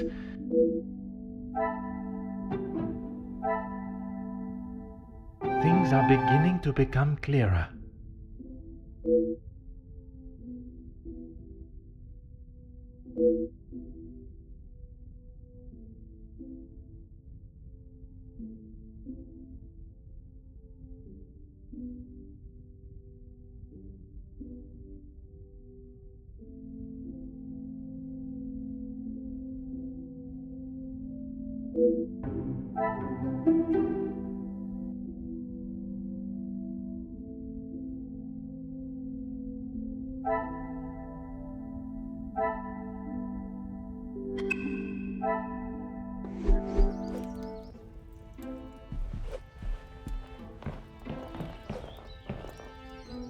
The longer you are here, the further the criminal goes. You have been of great help.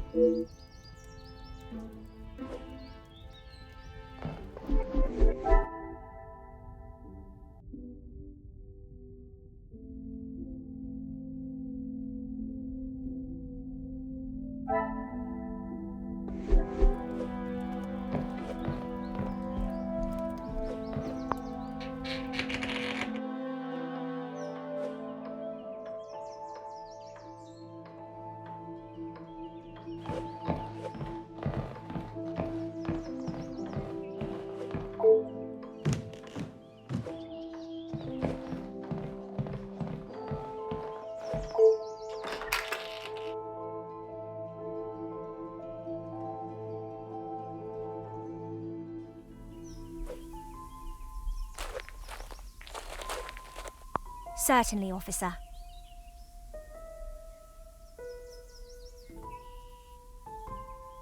You have found the culprit and the bracelet.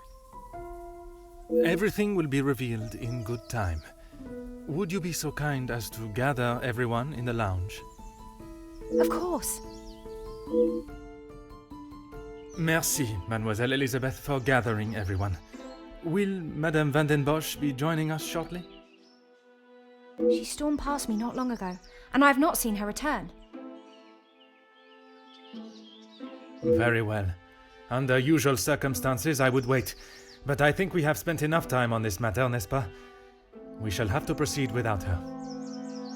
This morning started like any other. My usual ordinary patrol, until I was approached by Mademoiselle Elizabeth about a suspected burglary and a missing bracelet. A crime I've been falsely blamed for. That I shall come to. I began my investigation outside, but it was not long before I realized there were no signs of an intruder, so I turned my focus to those in the house. You. Florette, your time here at the house has not always been the easiest for you, shall we say. I do what Madame tells me. And to the highest standard, I presume. Madame's standards are very high. I do my best. And you would at least expect fair treatment for the work, not to be spoken to in such a cruel and vicious way. Monsieur? I refer to how poorly Madame Van den Bosch treats you. You are at her beck and call, and she does nothing but belittle you. That is Maman you're talking about. Just wait until... It is nothing but the truth I speak, mademoiselle. All the while, mademoiselle stands by and does not even notice such cruelty. That must have angered you.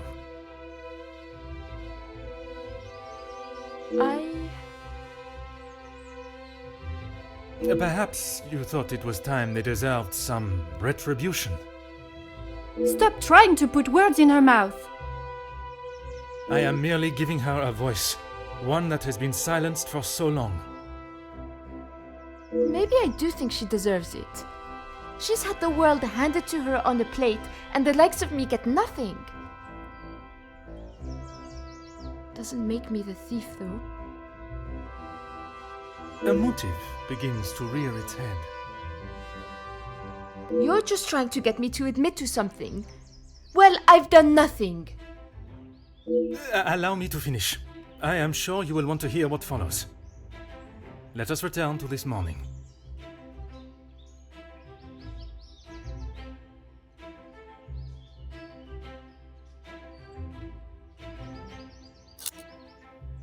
I was only trying to help Lizzie. You must have known how Madame would have reacted to your late return, especially with her prior treatment of you. She's angry at whatever I do. But nonetheless, you were willing to help a colleague, a friend, knowing what the repercussions could be. And that show of loyalty to your friend has been the thing that proved your innocence. Monsieur? Because of such willingness to help, you were delayed in town, meaning you had no viable way of taking the bracelet from Mademoiselle Angeline's room. There was simply no opportunity. I told you! Maybe now Madame will believe me. It is evidence not even she can ignore. Which then leads us to Mademoiselle Elizabeth. Mademoiselle Elizabeth, you have been with the Van den Bosch family for quite some time now, correct? That is correct. You have grown close with both ladies of the house and your fellow members of the house staff, would you say? Of course. And I certainly hope they feel the same.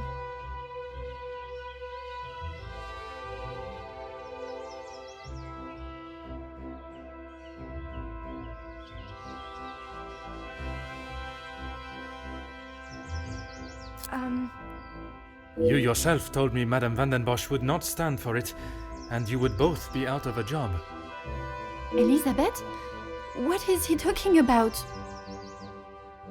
A love that is reminiscent of Romeo and Juliet. One that must remain hidden from the world from fear of expulsion. If you don't stop, I will tell Maman. You can't speak to her like that.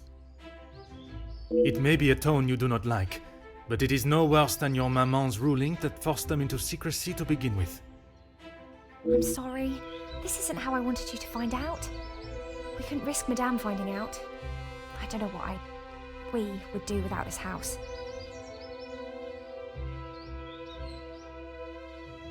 What are you talking about, Elizabeth? Luke and I, we're in love. Luke? The gardener? But why wouldn't you tell me? For fear of Madame and her rule, and if neither of you had employment, there would be no way to pay for a wedding, perhaps. It was never our plan to go behind yours or Madame's back. You must believe me. You two are to wed? Yes. Well, no. Not today, as Officer Poirot suspects. Please, it's not what you think. It is not always what one thinks or how something may appear, rather where the evidence points.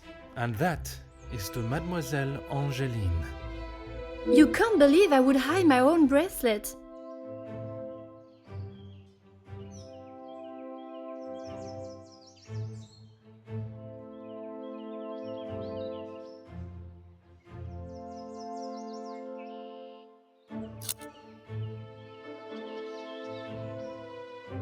The whole truth. Perhaps then we can all understand why you felt your actions were necessary. I have nothing to say.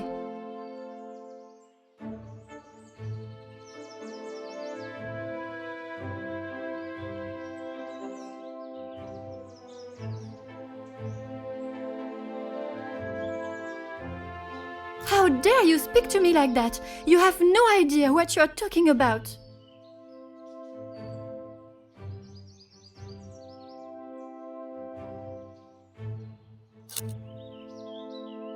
You can't actually believe I would hide my own jewelry. If you didn't, explain to me how your memento tin with the bracelet inside came to be lodged inside the chimney of your bedroom fireplace. You have no proof I put it there. Besides you being the only one in the room alone, even after finding the bracelet, I still did not know why you had done it. Until I contemplated why Madame was selling so many heirlooms and art. You had no right to snoop through our house in the first place. When it is part of my investigation, I have every right, mademoiselle. The unpaid bills and final notice from the telephone company. Maman can do what she wants with her art. That means nothing. But when there was no more art to sell, what then? You could not risk her taking your father's bracelet and selling it. So, you staged a burglary pretending it had been taken, preventing her from selling it. Then you stood back as the innocent Florette paid the price. She didn't think about me at all. She was going to take my bracelet and sell it off. It would have just ended up on some old wrinkly wrist. I didn't think Maman would blame her. I didn't think she would do anything. But she did. And somehow that evidently didn't cross your mind. When Madame returns, you shall have it all to explain. Maman can't know what I have done. She will be furious. But Mademoiselle Florette will be proved innocent. And that is what is important. No crime has been committed, so I see no reason why this should continue any longer. It is time you considered the consequences of your actions. And now, you must face them head on. Maman, you're home. Of course I am. And I brought someone that will bring some order to this chaos.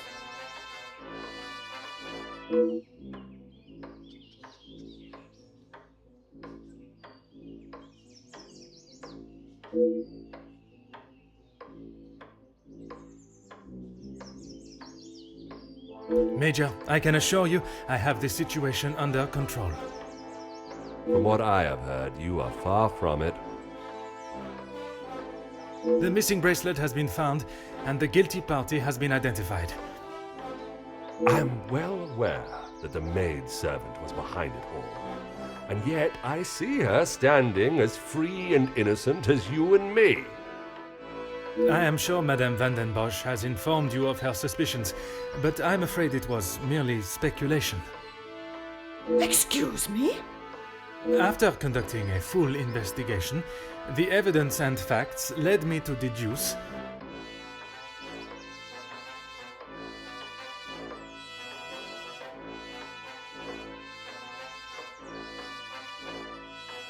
I certainly hope you are not accusing my daughter of... I'm sorry, Maman, he's right. Florette is innocent. I just wanted to show you. Shh, girl. I will not have you guilted into taking the blame for that sticky-fingered girl.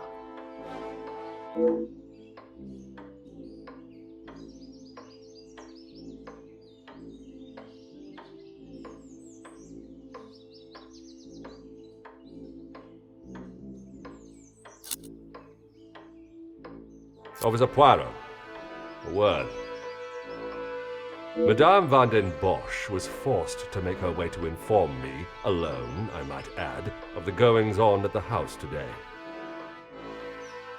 Major, with all due respect, she was impeding the investigation. This may be how some officers act in the city, but here we show respect to our citizens. You are an officer of the law and should act as such. Insubordination like this will not be tolerated. As the ranking officer, I have conducted my investigation and... Ranking officer? Ha! You are an auxiliary officer. You have little authority over anyone, let alone a major. You would be wise to remember who is close friends with your commanding officer. After what I have heard of your past in the city, I'm sure he would look upon today's events as another failure at the hands of Officer Poirot.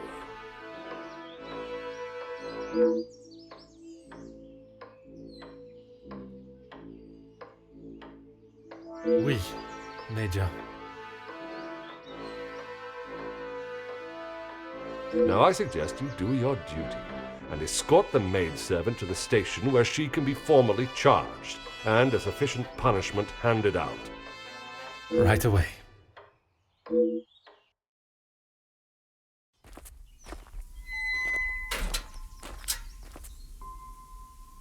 I'm sorry, mademoiselle. This is not the outcome I expected. Maman was right. We'll always pay the price for the upper class's actions. We will do everything we can to clear your name. What can you do now? Madame said I'm guilty of a crime and I'll be punished. That's that. A crime that was never committed. Once the truth is explained, this wrong shall be set right. Angeline did not intend for you to be arrested. Surely you know her better than that. I should have known better than to expect anything else. Justice and fairness don't reach the likes of me.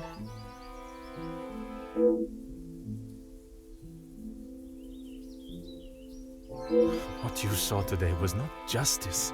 In the eyes of the law, you are innocent and have been harshly treated and wrongly accused. No one will be going to jail. But that doesn't help my employment, does it? That I cannot save.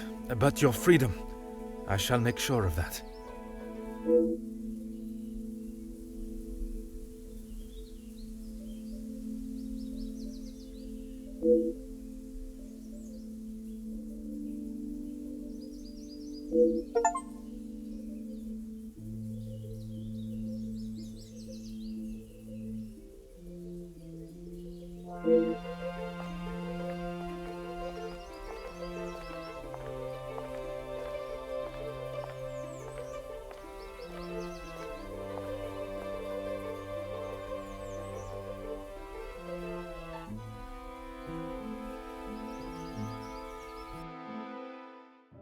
Detective Poirot, I trust this finds you well. It has been many years since our paths last crossed, and while I'm sure your recollection of the events may differ from mine, I hope that receiving this letter has not rekindled a sense of animosity toward myself or the Van der Bosch name. The impression you made is something that has stayed with me since that day. It compelled me to reconsider the spoilt young lady I would have inevitably become and helped shape me into the woman I wished to be. You made me see the childish and selfish girl in me that did not consider the consequences of her actions or how they may affect others. Although Maman may see the events of that day differently, I believe the compassion you showed for our mate Florette, as well as the drive to uncover the truth and accept no alternative, was a testament to your character and professionalism. Although I wish it were under different circumstances, your assistance is once again required, and I hope you will consider this as my formal request for your service. This forthcoming weekend was due to be one full of joy and happiness at the announcement of my engagement to Gideon Demir, whom I love dearly, bringing together two illustrious families, but it has been shadowed by deceit, extortion, and blackmail. The Van der Bosch name is being held to ransom by a mysterious party, and I am afraid I do not know who I can and cannot trust. We are holding a small gathering to celebrate our exciting news with what Maman calls the dignified elite, those that are well respected and held in high regard in both our close inner circle and society. Our private matters have always remained just that, so I fear one of those invited may be the person who is out to ruin our name, but for reasons I cannot fathom. I have enclosed a first-class rail ticket for you to join us for the announcement, and having contacted your superiors and the correct authorities to request your assistance, which they were more than happy to grant me, I shall expect your arrival with great anticipation. There shall be a carriage waiting for you at the station to bring you directly to Mnemosyne House. I thank you in advance in our time of crisis. Yours respectfully, Angeline van der Bosch.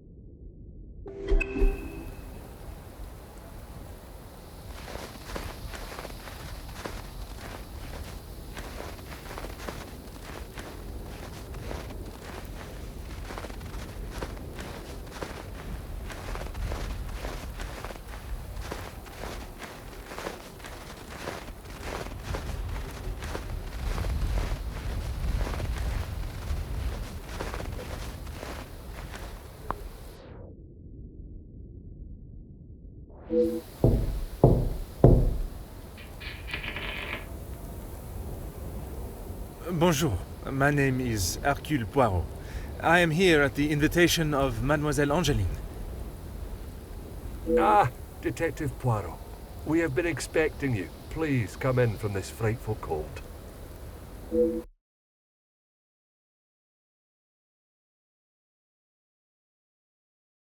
Merci. I don't think I would have lasted much longer out here before turning into an icicle. Welcome. I am Archibald Sterling, the head butler. Please accept my apologies. I have a rather pressing matter, but I will see that you are attended to immediately. Do not trouble yourself on my behalf. I am sure I am more than capable of finding my room. I shall straighten myself up and be ready to join the party. There is no rush, Detective. Dinner will not be served for some time. So please, make yourself comfortable. Once you have settled in, I am sure that Miss Angeline will be happy to see you. She has been eager for your arrival. She's not been herself recently. You will be staying on the first floor. I believe your room is one of the two on the west side of the house. Merci. I am sure we shall speak again soon.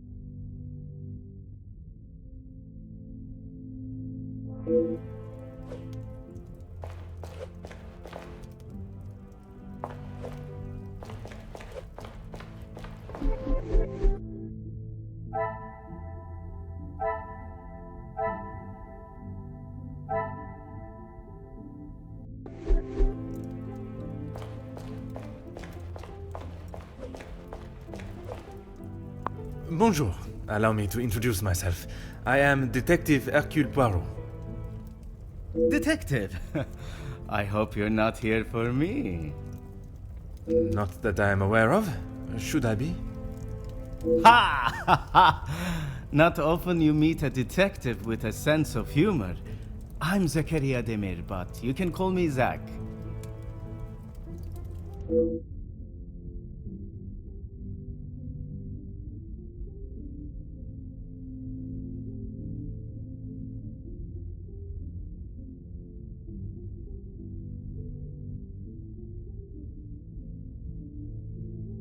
You'll be lucky. I've been waiting for a refill for ages. I came out here to find someone myself. Ah, I see. The preparations for this evening's dinner must have taken precedence. I've seen that butler running around like a madman, but there is still no party to speak of. It's pretty clear they need to hire a few more hands. If I had seen them, maybe I would have. It is meant to be their celebration, but they're always off, dealing with something or other. Something or other? A rather vague expression. Let's just say they like to keep their cards close to their chest. For such a well-known family, I'm surprised they can keep anything hidden.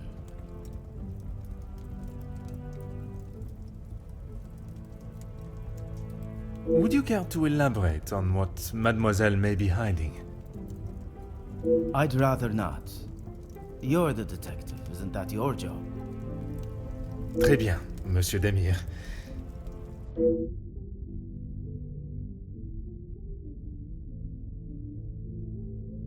I shall take up no more of your time. À bientôt.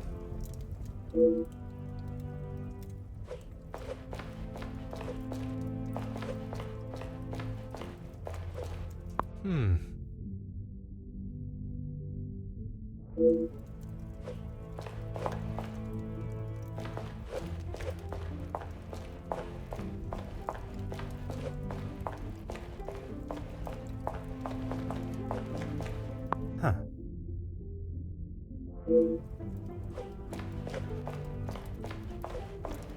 Oh.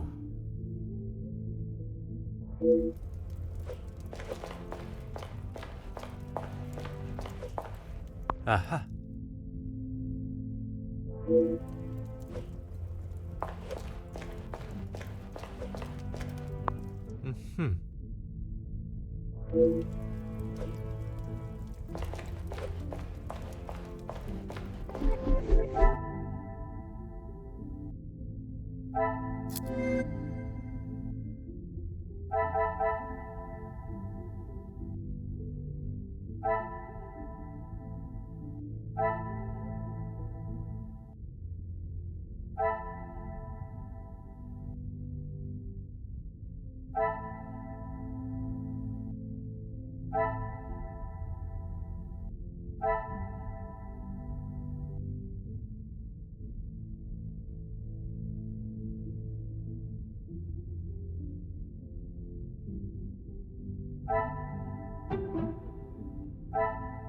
This will not get me any...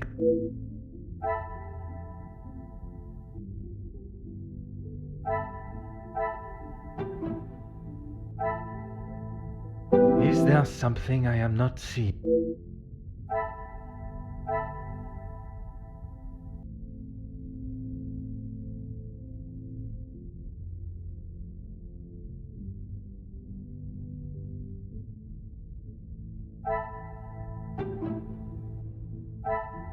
The pieces of the puzzle are finally coming together.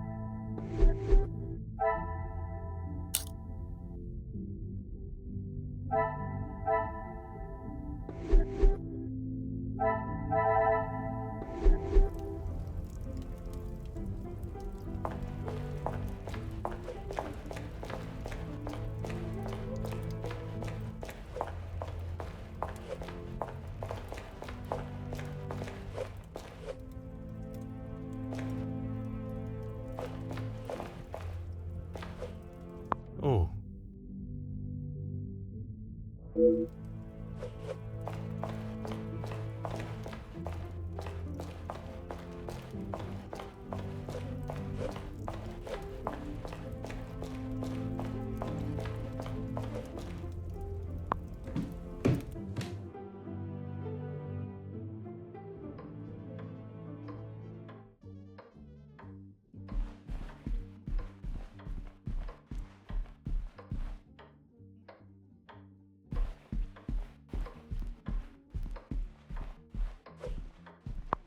Hmm.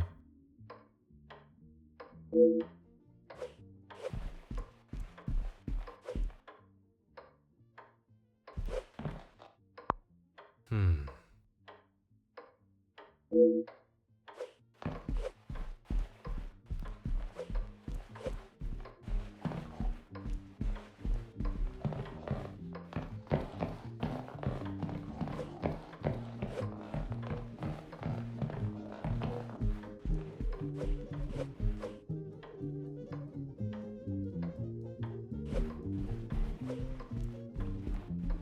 Aha.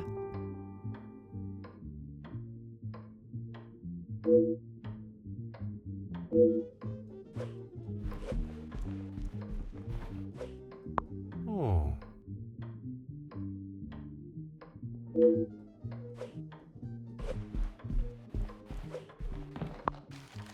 Hmm.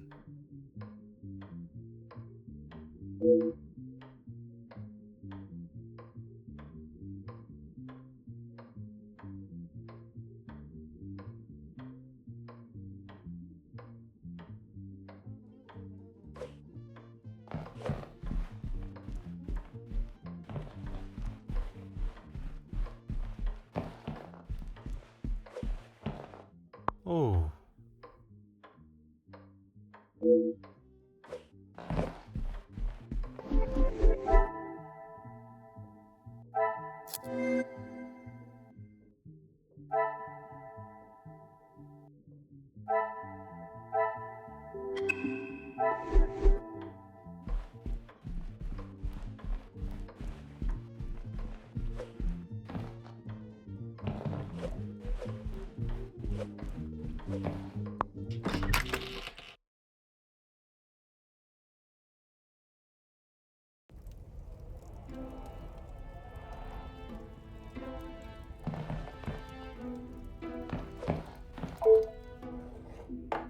Ah.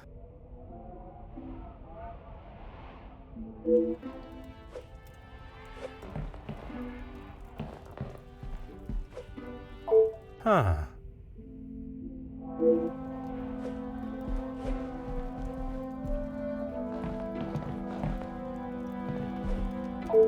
Ah.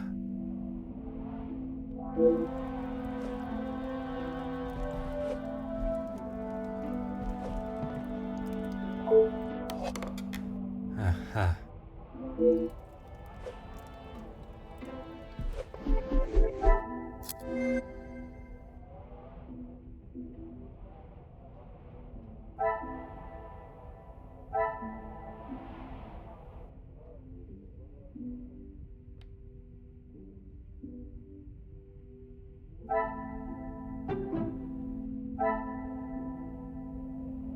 Things are beginning to become clearer.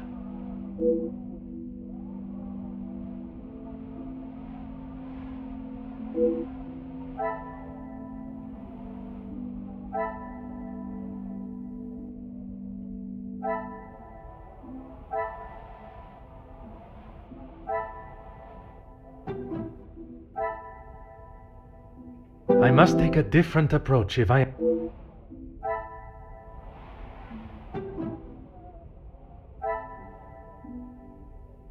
What a revelation!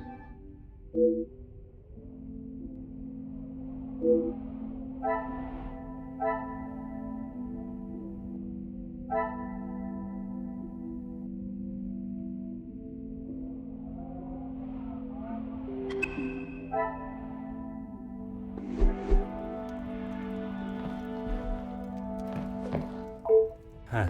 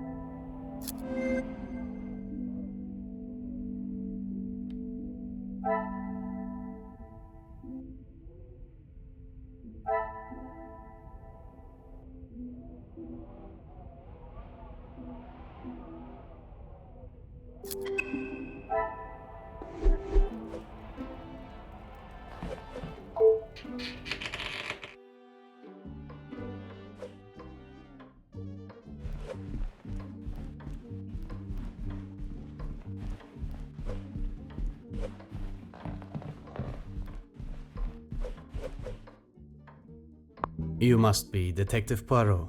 Welcome. Allow me to introduce myself. Gideon Demir. The fiancé to Mademoiselle Angeline. The pleasure is all mine. Angeline spoke so highly of you. It sounds as though you are the man that can sort this terrible mess out. I am, monsieur. You have my word. Mostly friends of the family. A couple of business associates of mine. With regards to the blackmailing, can they be trusted, or should they be considered suspects? Angeline is struggling to trust anyone right now, but Madame Vandenbosch, as it is her house, thought it was best for us to have them all present. And they will all be staying in the house? Yes, it is a rather full house. All 6 guests will be staying on this floor. The family resides on the 2nd floor. As does Felix. I will be sure to speak with them all. However, I will keep my identity and purpose for being here hidden, at least until I have made my initial introductions. I'm afraid that ship may have already sailed. Once the Comtesse gets wind of something, a detective coming to the house, for example, you can bet everyone will know.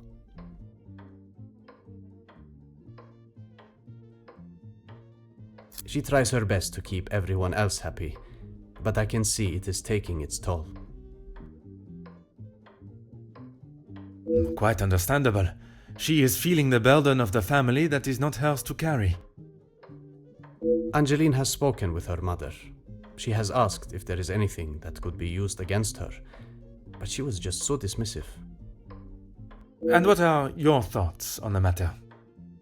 I do not want to overstep my position, but if there is something that could damage not only the Vandenbosch name, but our future, Angeline deserves to know. That is a very diplomatic answer. You have met Madame. You know it is best to not get on her wrong side.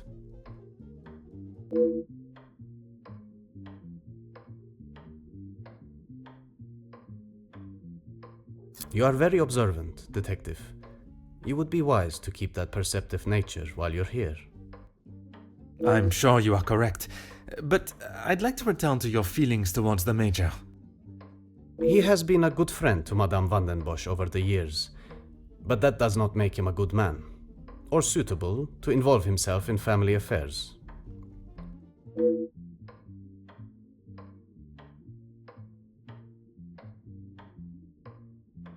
Merci, monsieur. I shall leave you to prepare for tonight's celebrations.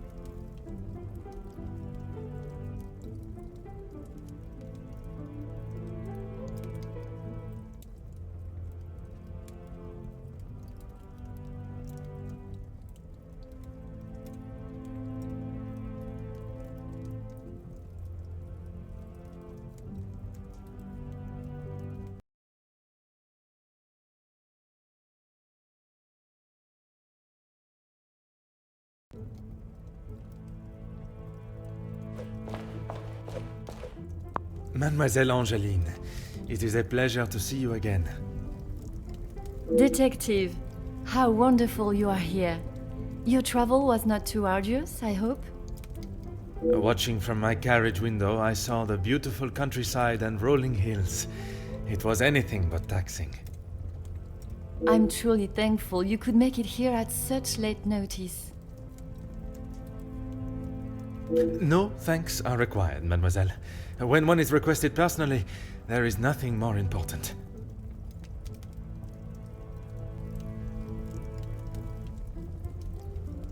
Gideon and I only wanted a small dinner to celebrate our engagement, but Maman was adamant on throwing this party.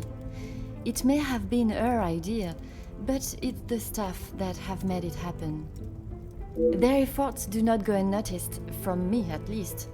They have been with us for so long. I do my best to make sure they are happy and content.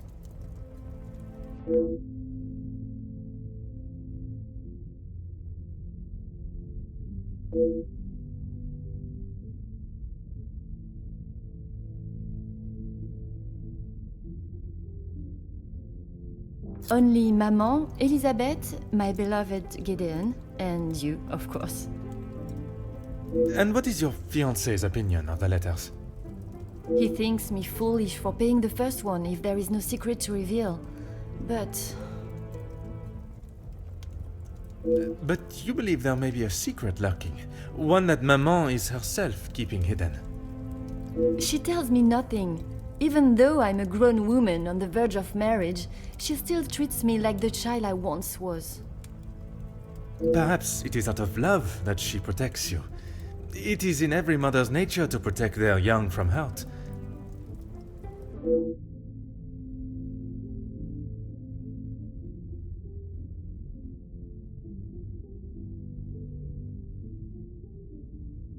Not a single person. I don't know anyone that would stoop so low. The guests that will be joining us tonight, they are ones you can trust? I hope so, Detective.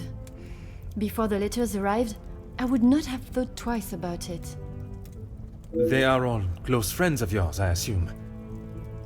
Friends and colleagues. Gideon has spoken positively about them. It would be a rather underhanded tactic to do such a thing to someone you are doing business with.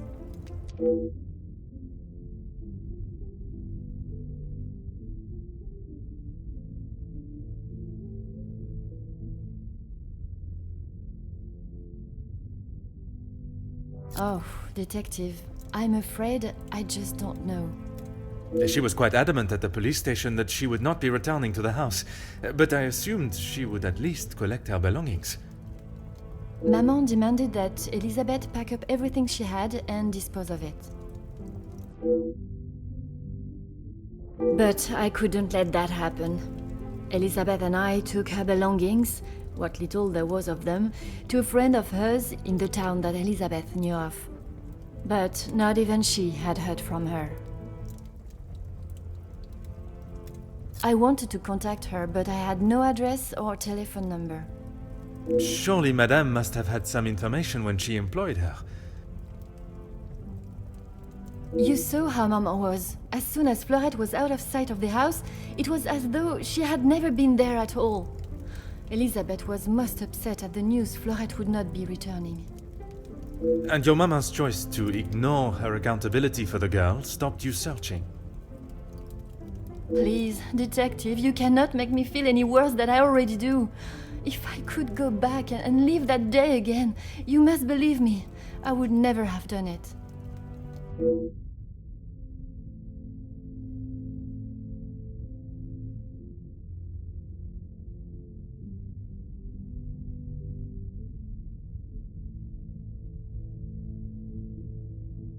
Yes, Maman has quite a collection, although they are not all to my taste.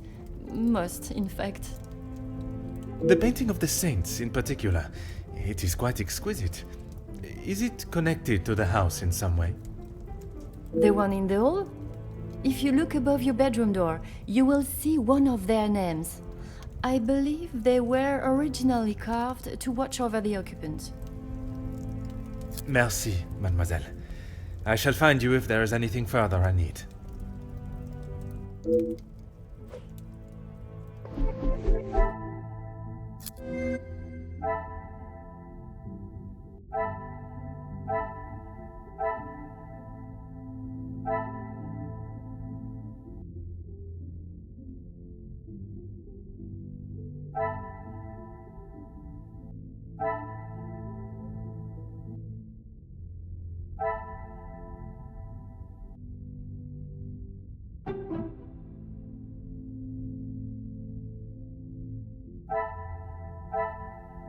Come, my little Grace.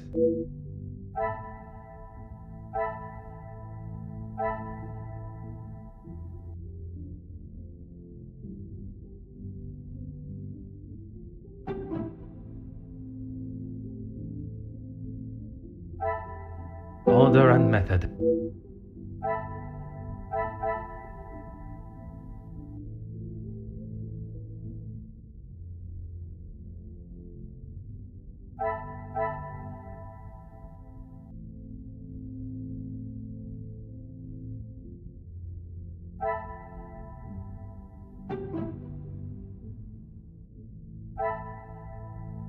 This will not get...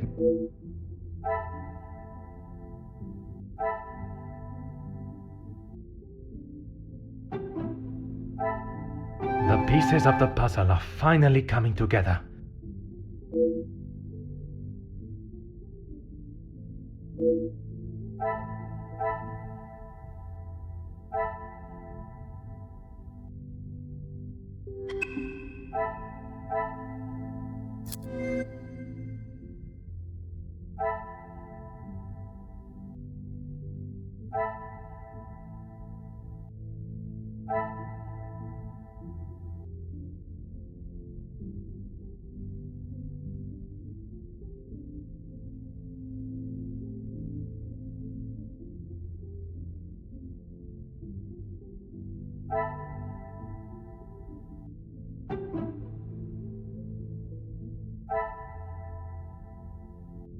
Is there something I...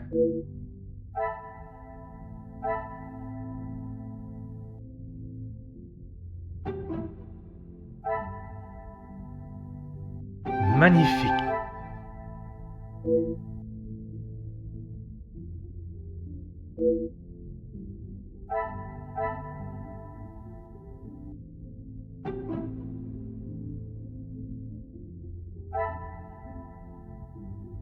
Another success.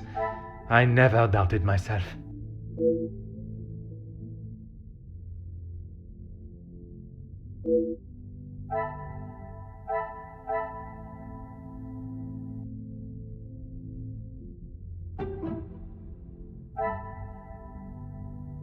I cannot see the logic in this.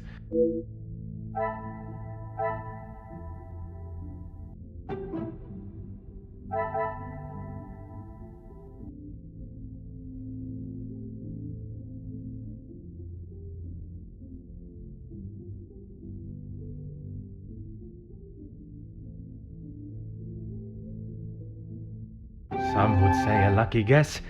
I would say a moment of genius.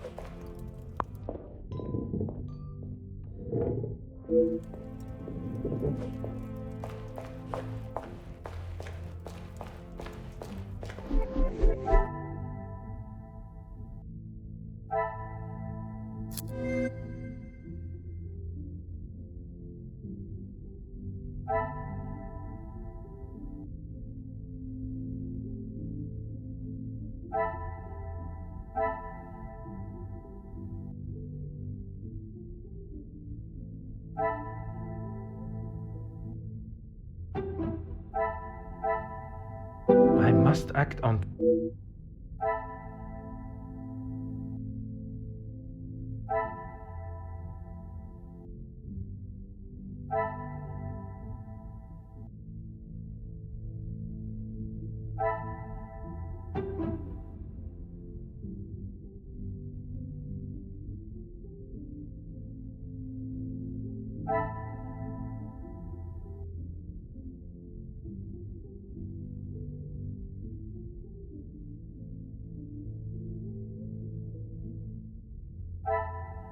I should not be surprised by my own skills of deduction.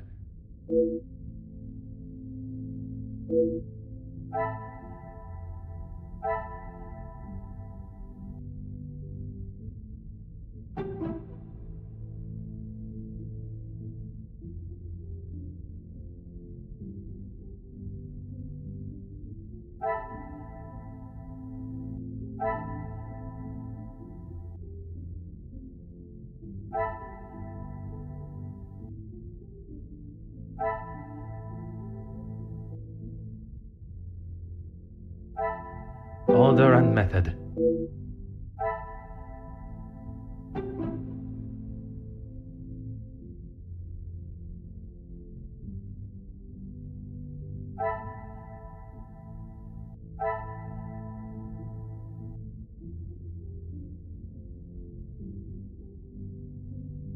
I must act on thought.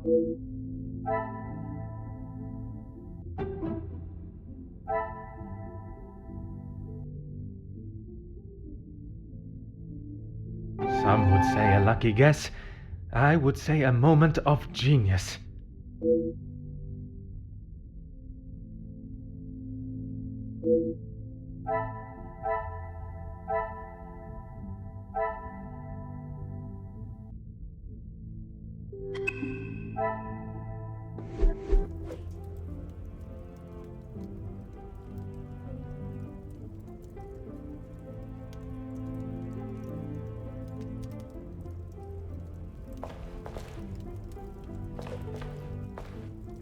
Detective, it looks as though I might be out here all weekend. What can I do for you? I'm a guest. I shouldn't have to go around chasing them. Perhaps the party preparation is more of a priority. It's not my fault they aren't ready. Why don't I wait here while you check in the butler's pantry in the east corridor? I think I saw a maid go in there earlier. I shall take up no more of your time. À bientôt.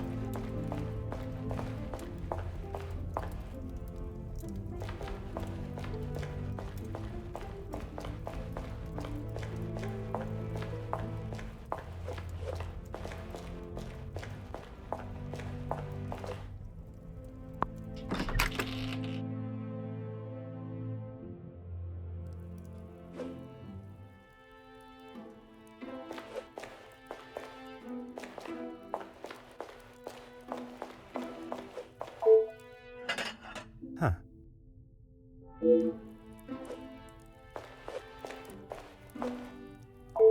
Ah, Mademoiselle Elizabeth. What a pleasure to see you again. Detective Poirot, I'm so glad you could make it. Unfortunately, it is not purely for pleasure that I am here. Mademoiselle Angeline requires my attention professionally. Yes, Angeline has told me. I'm glad she called upon you, Detective. I've been rather worried about her. I will do everything I can to find the blackmailer and bring them to justice. I have every faith in you. I hope I am not interrupting you. We're all very busy, as I'm sure you can imagine. After I'm done, I can come to your room and help you with any further questions.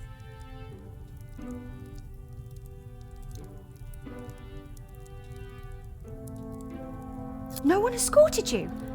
I'm so sorry. Everyone is just so frantic at the moment. Madame has requested all staff prepare for this evening. And you have been tasked with jobs in the pantry. Surely your talents could be used elsewhere. I do as Madame asks. Well, as Archie asks. Monsieur Sterling. Yes, I met him when I arrived. A charming gentleman. He did give me some rather vague instructions to find my room, though. I can only apologise on his behalf. He would be mortified. I'm afraid I cannot be of much more help, but I believe you are located next to Mr. De Silva. By all means, the house is yours to explore.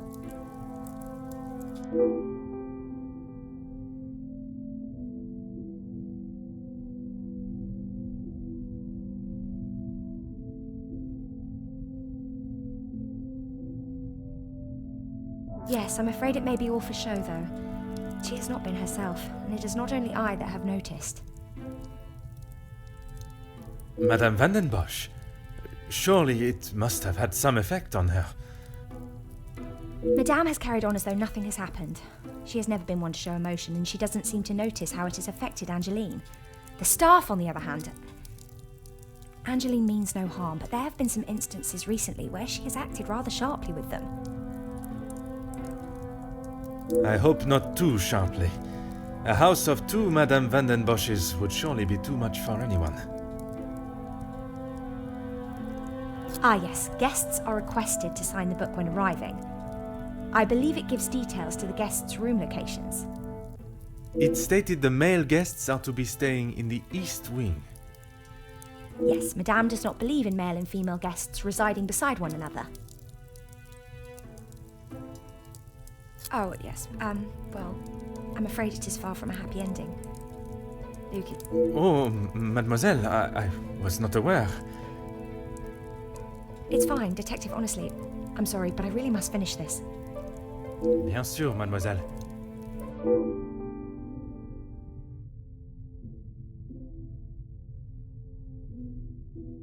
Merci, mademoiselle.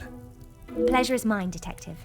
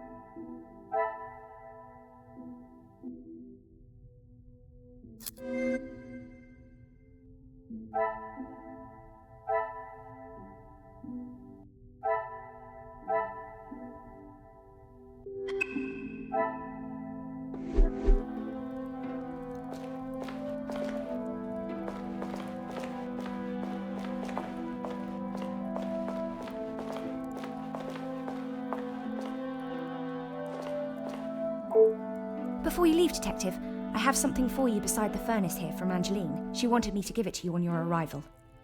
Merci, mademoiselle.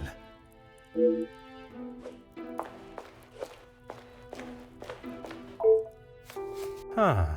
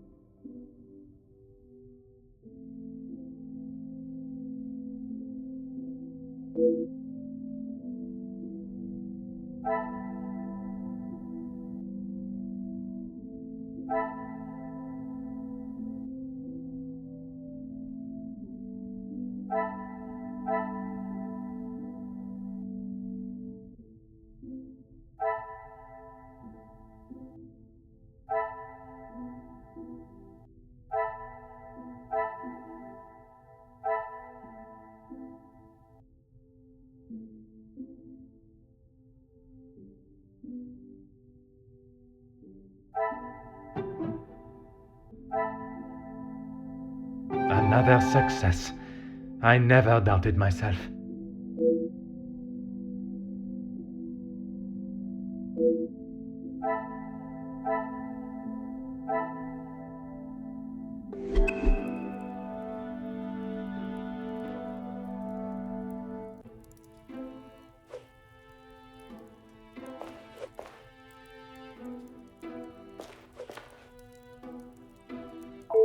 Of course, Detective. What is it? I would not say it in front of the Major, but it is rather hideous. It was a gift from him to Madame from his time overseas. I don't think it even has the capability of writing. A pen that does not write is like a fish that cannot swim. As Angeline describes it, a useless ornament. It's the thought that counts, I suppose. Merci, mademoiselle. Pleasure is mine, Detective.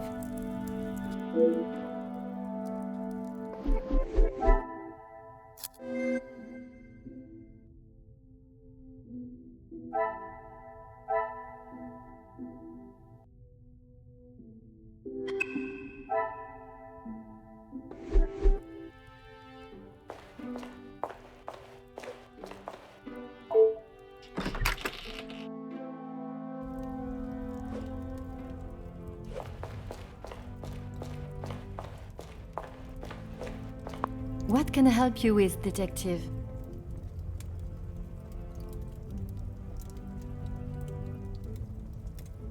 I was right to pay it, yes? You have read them. What do you think? You were wise to consult me, but bowing to their threat may have only shown that you are willing to pay for their silence.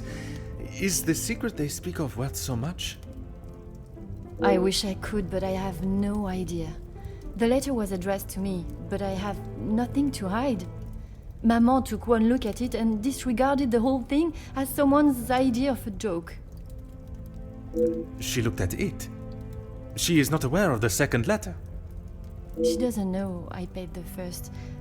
I thought I could make it all go away. Did you ask Madame if there was a family secret they could be privy to? She said I was to ignore the letters and stop wasting my time with such foolishness. If there was something, she wouldn't tell me anyway.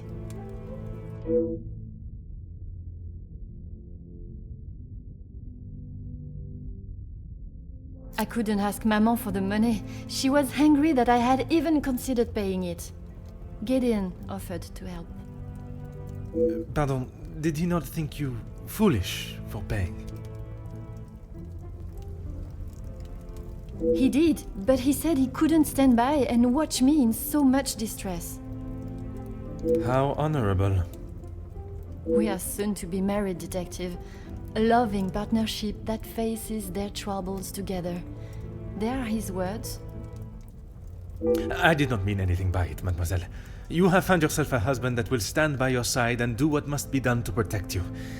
I am most pleased for you. As you would expect, she has been in quite a state. It was such a terrible accident.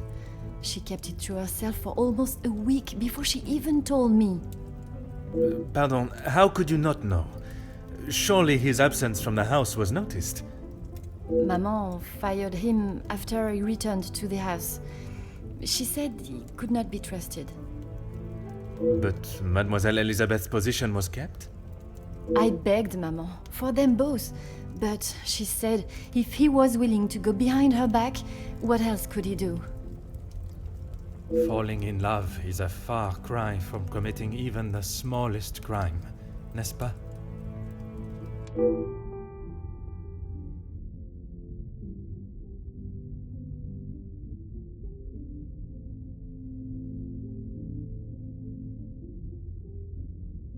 She has been a kind shoulder to lean on through all this mess, but it is her I worry about. She has been through so much. I was not aware of what had happened, and by mentioning, I fear I may have only made it worse by dredging up the past. Do not punish yourself, Detective. You are not to know.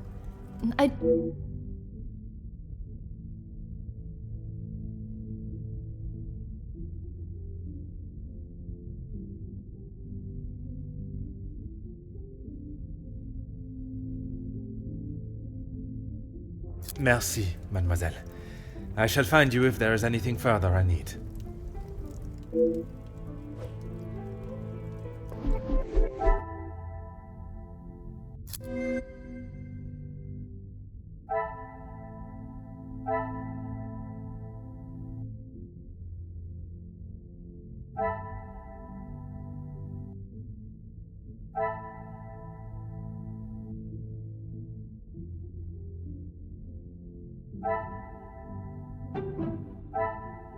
Is there something I...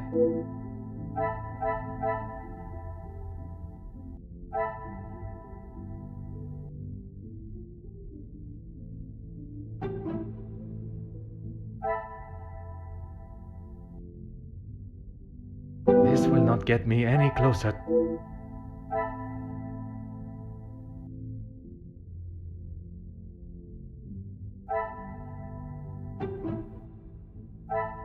I must take a different approach.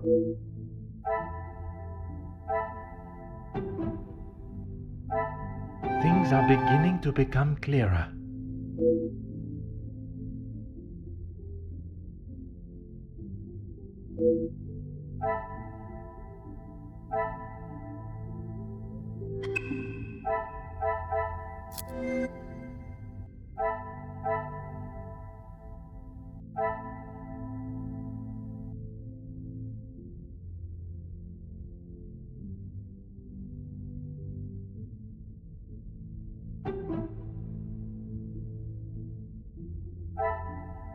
I cannot see the logic in this.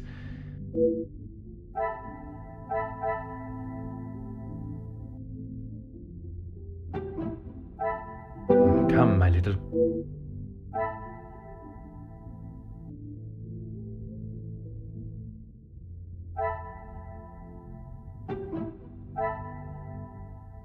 I should not be surprised by my own skills of deduction.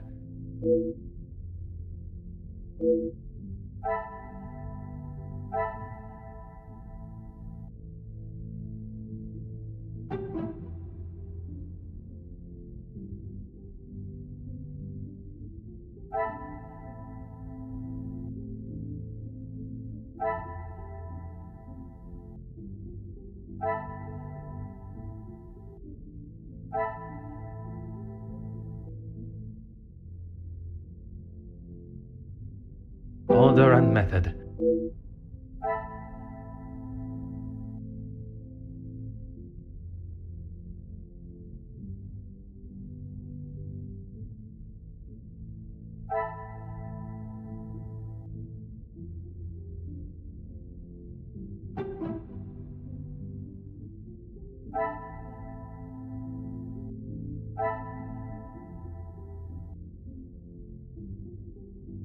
Come, my little Grace.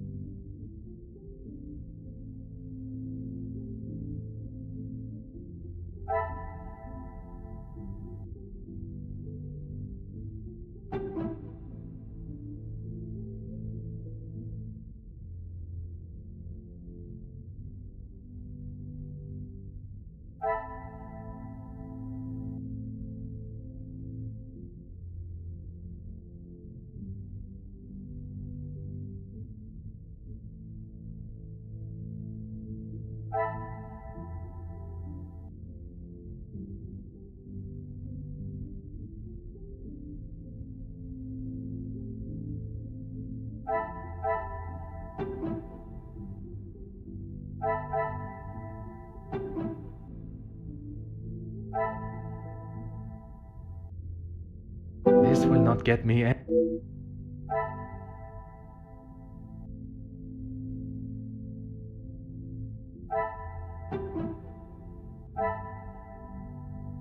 Magnifique.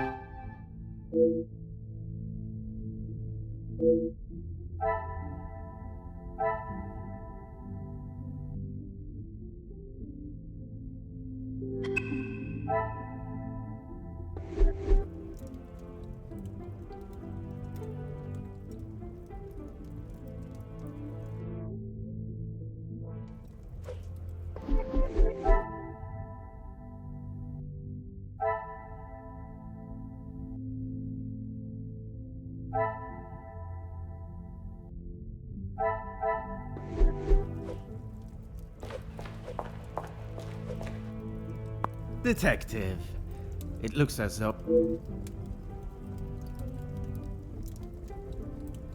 Is that what he said? I can barely understand most of what he says with that accent.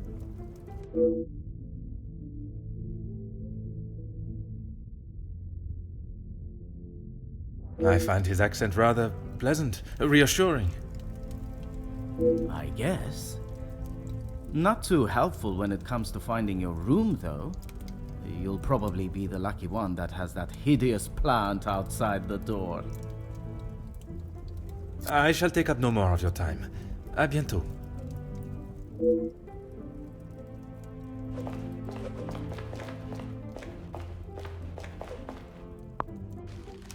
Huh.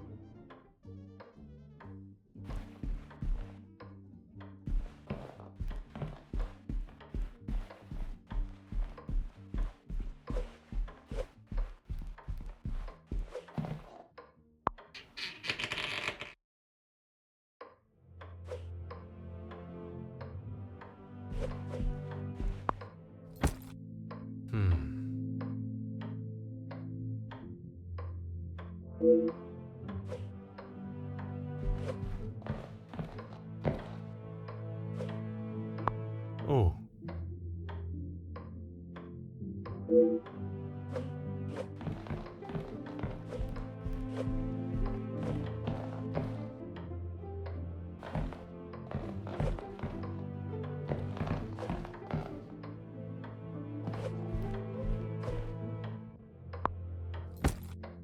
Ah.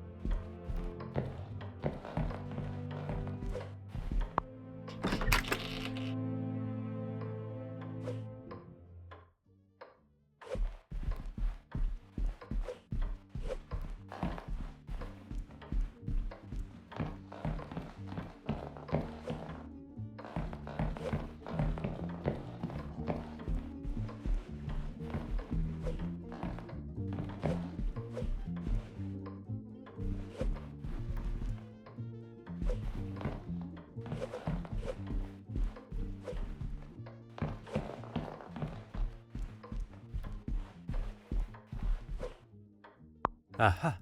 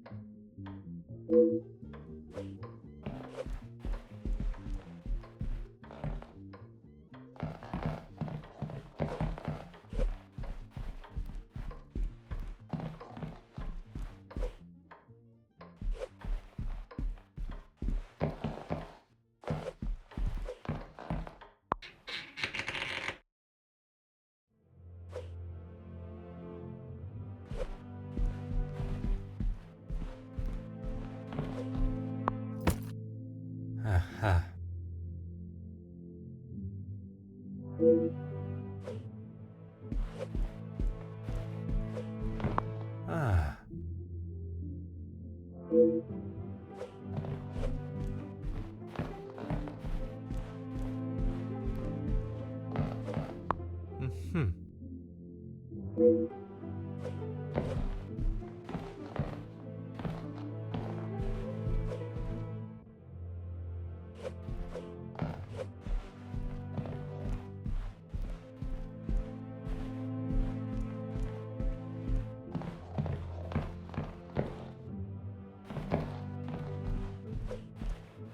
Oh.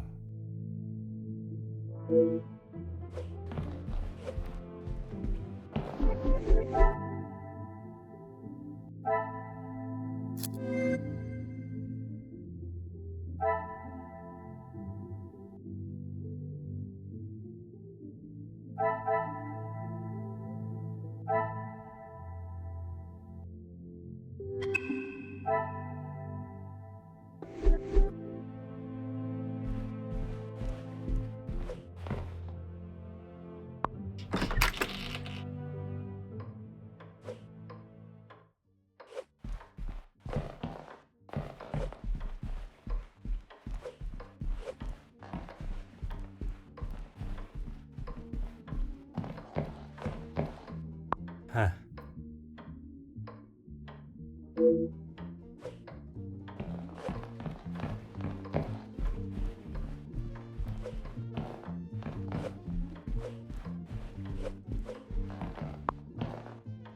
Oh.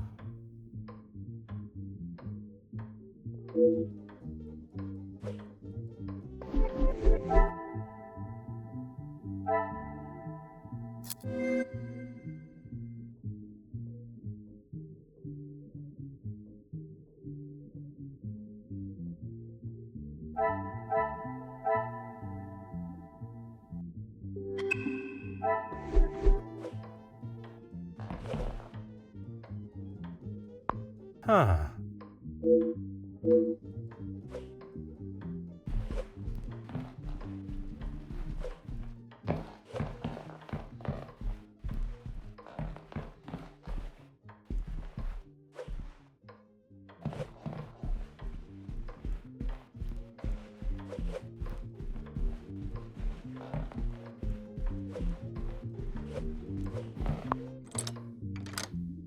Ah.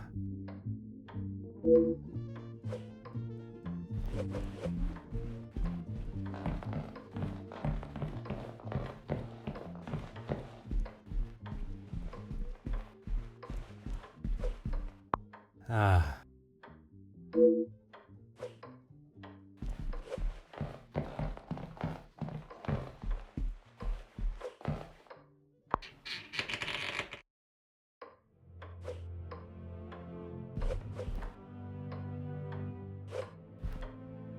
Huh.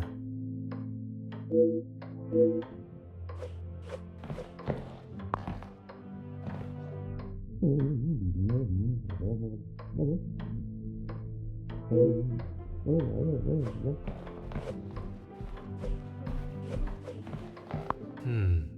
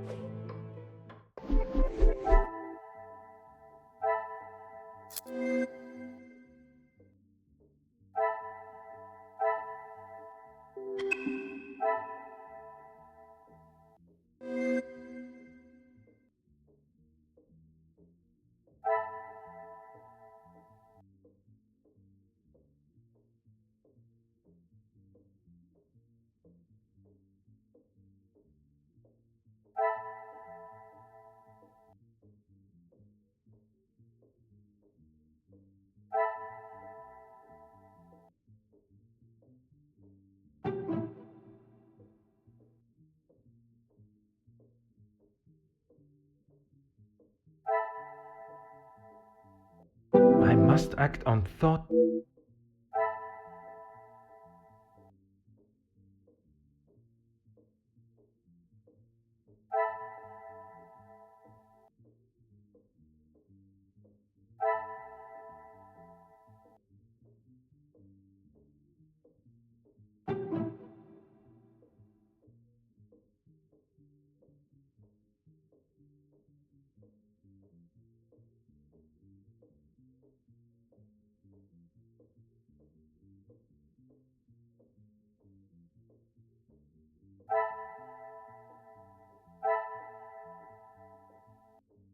I must take a different approach if I am to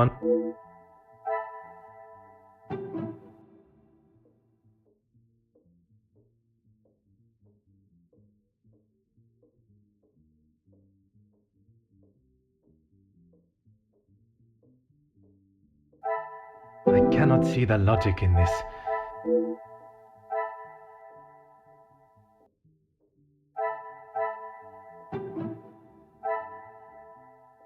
What a revelation!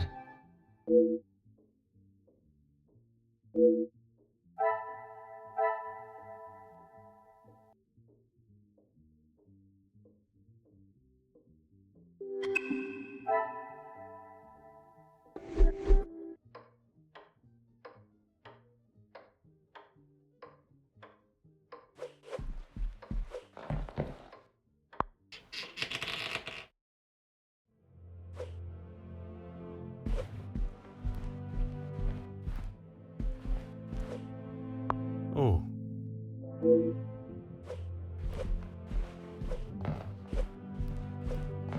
Aha.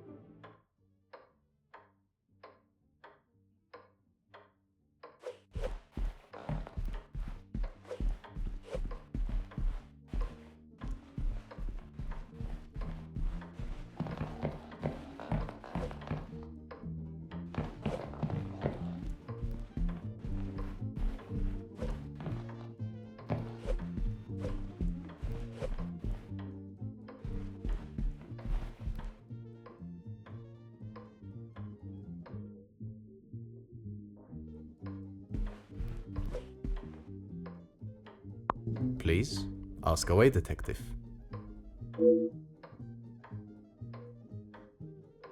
As far as I'm aware, everything is in order. From what I understand, the late Viscount had made some questionable investments. But that is all in the past. And regarding the payment of the blackmail? Angeline does not have to worry about money anymore. I was born into some wealth, and I have earned my own fortune. Angeline has spoken of it. You made quite the impression on her, detective. I feel responsible for what came from that day. Florette's dismissal and Luke's. It is not your fault. Madame Vandenbosch does not like it when her rules or authority are undermined. I try to explain to Angeline the same, but her guilt has not left her. I suppose you think I was unwise to pay it? I am glad Mademoiselle requested my help before you fell further out of pocket. Madame Vandenbosch had no intentions of paying it, whether she believes there is a secret that could ruin the family or not. It was an honorable move for you to make the payment. It was certainly no small fee.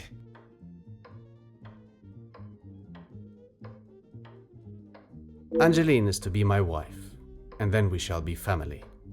As far as I am concerned, my money is our money. Merci, monsieur. I shall leave you to prepare for tonight's celebrations.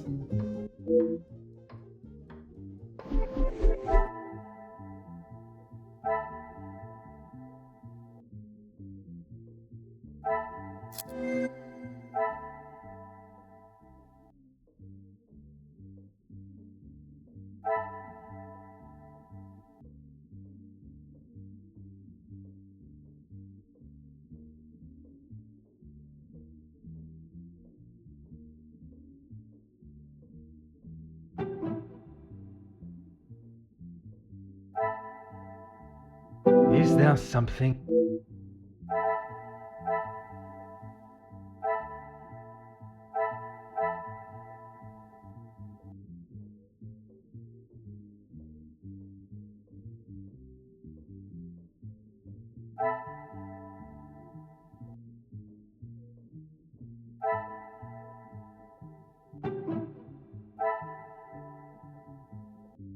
cannot see the logic in this.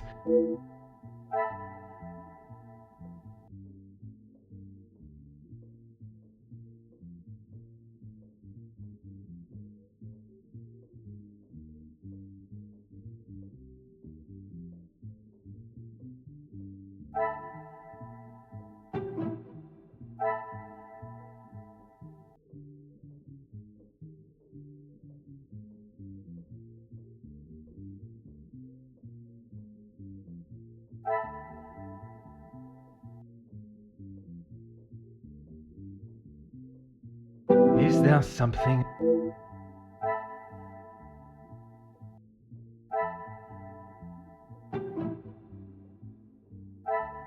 The pieces of the puzzle are finally coming together.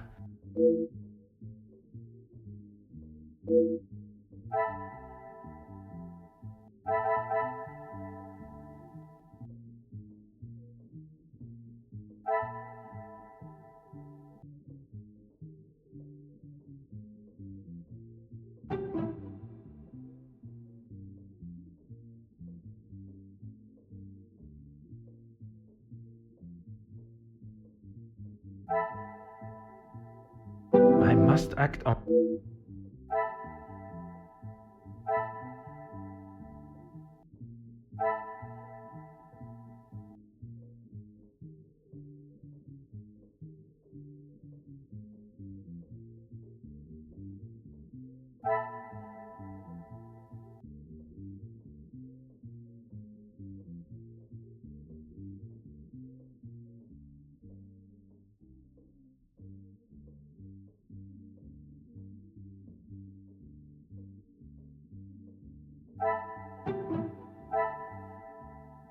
I must take a different approach.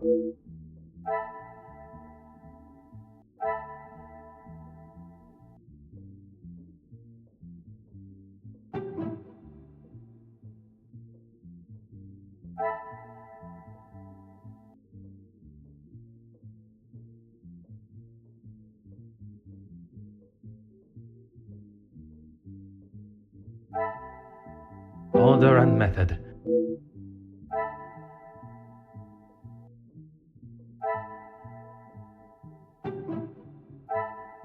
The pieces of the puzzle are finally coming together.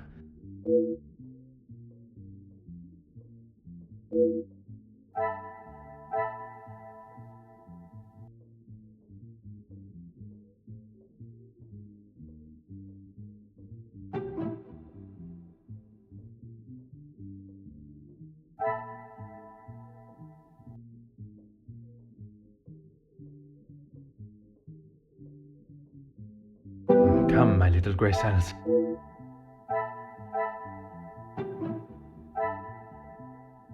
This will not get me.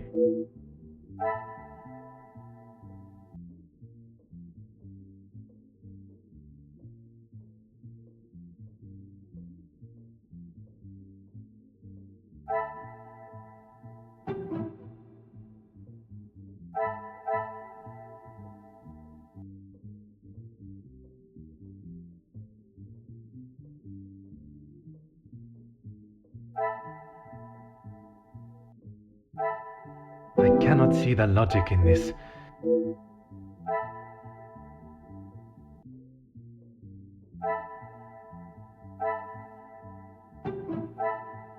Magnifique.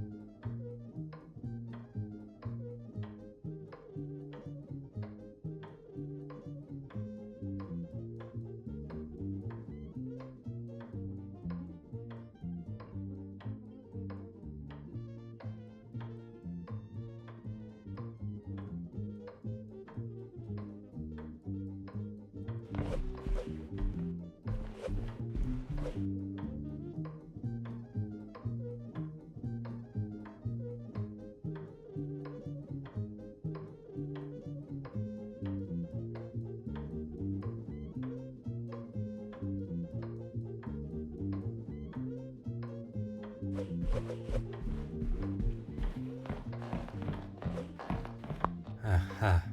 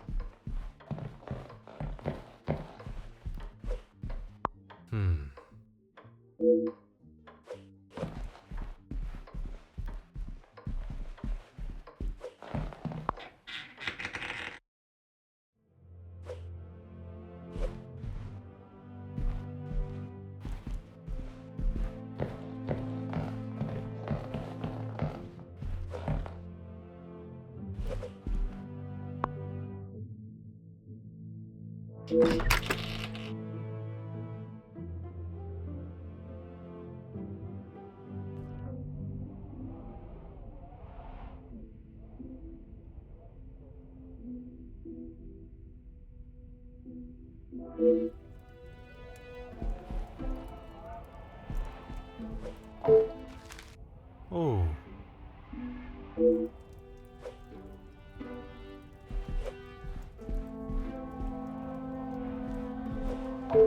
Mhm.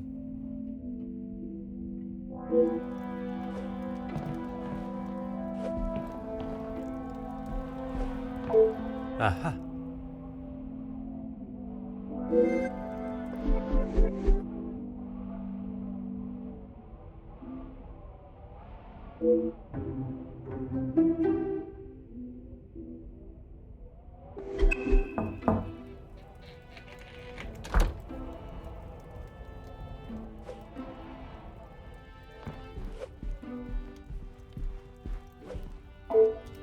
Elizabeth, thank you for coming. I shall not take up too much more of your precious time. Not at all, Detective. I had best not be away for too long. Madame would not be pleased when there is so much work to do. Well, mademoiselle, if anyone was to ask, I required your urgent attention with a delicate matter. That should be enough to give you a moment's peace. Thank you, Detective. I have heard whispers, but this town is full of busybodies. It's hard to know what is the truth and what is hot air from socialites trying to outdo one another. I would not have thought you want to join in with such chatter. I'm not, but it can be hard to ignore. I try to push any talk of it in the house, but it's easier said than done. When the staff are together, it seems to be a competition to see who can dream up the most scandalous rumour. You are a loyal maid and friend. Mademoiselle Angeline is fortunate to have you. It baffles me why they would target her in the first place. She has such a kind and pure soul. That may not be what you remember of Mademoiselle, but she has grown into a kind-hearted young lady. I was wary of that when I arrived, but I myself can see a change in her, a maturity. And if it is as kind and pure as you have stated, she should not be troubled by the letter.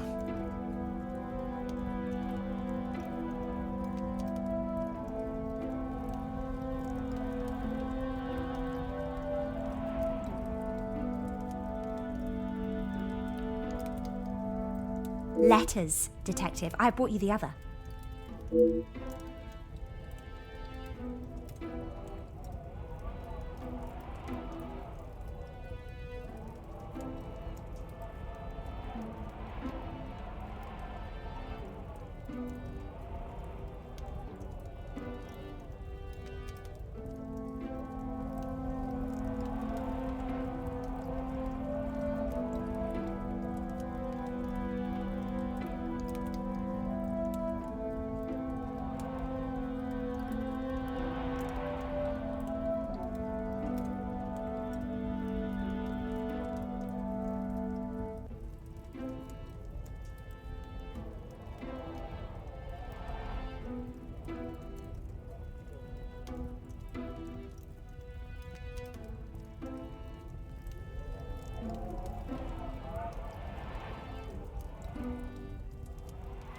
I have tried to tell her not to think any more on them, but she fears that even a fabricated story could ruin the family name.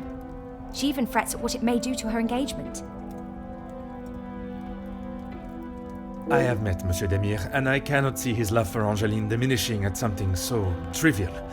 Merci for bringing this letter to me.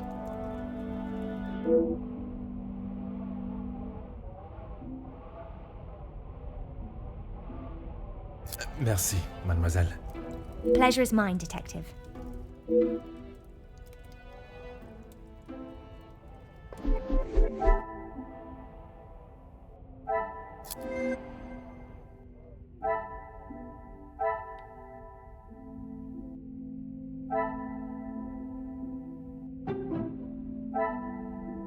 This will not get me, eh?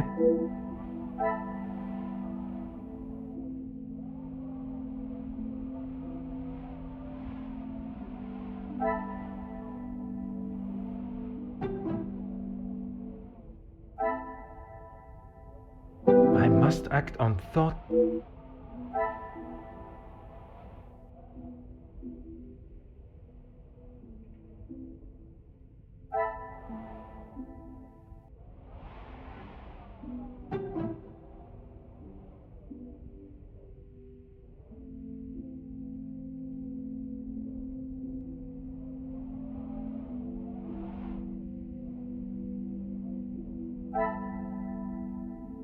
I must take a different approach if I am to uncover.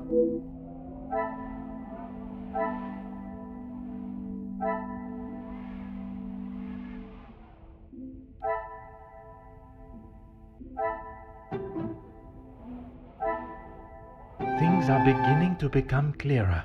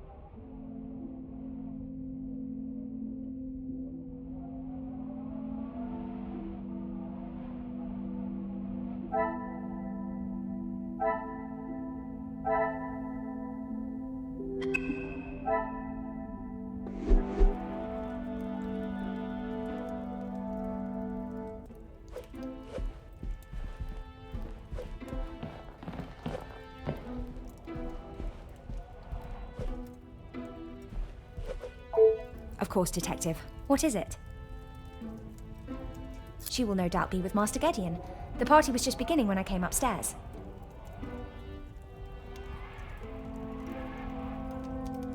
That is my cue to make a grand entrance. Am I presentable enough for the creme of society? Quite handsome, Detective. Merci. If you catch me snoring, please poke me in the ribs. I will use Madame's sharpest poker.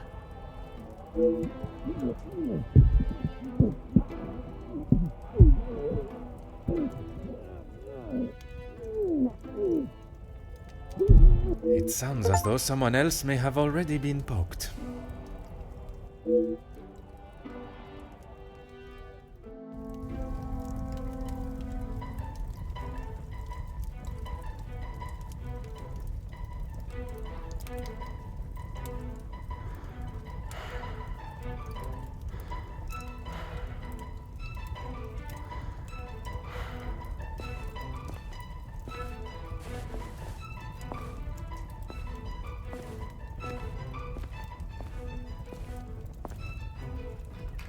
Ladies and gentlemen, please, if you would be so kind to return to the party. With all this excitement out here, I believe that is an end to the excitement, as you put it, Monsieur Demire.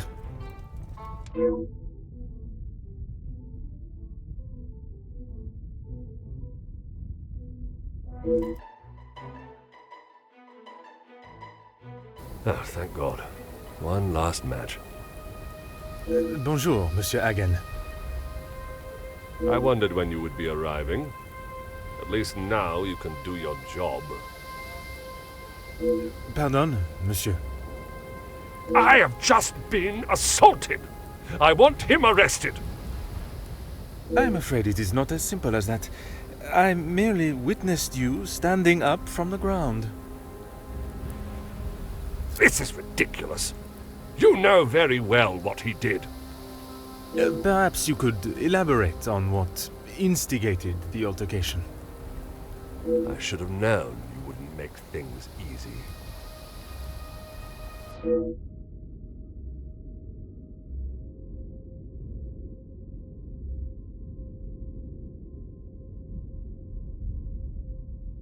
I have met Monsieur Demire. He does not seem one to physically assault someone unless provoked. I hope you're not implying that I started it. I am only stating what I have seen. I was having a private conversation with Angeline when he interrupted and struck me. That is all there is to know.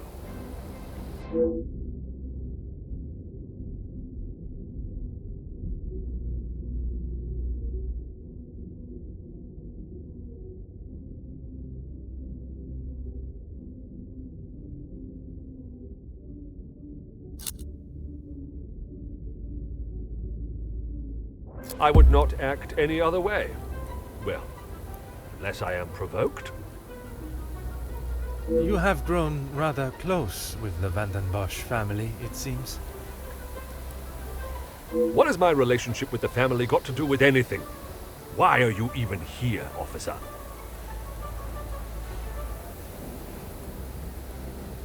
Detective. And I was invited by Mademoiselle Angeline personally.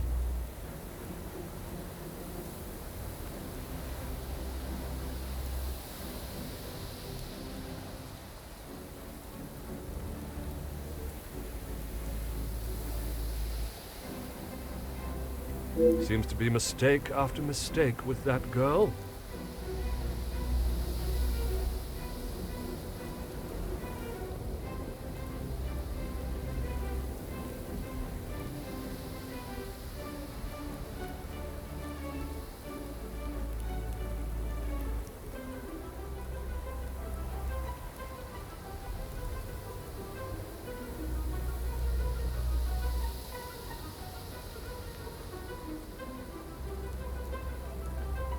Of course I do.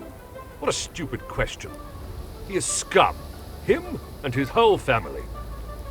If I had my way, he wouldn't have even stepped foot in this house.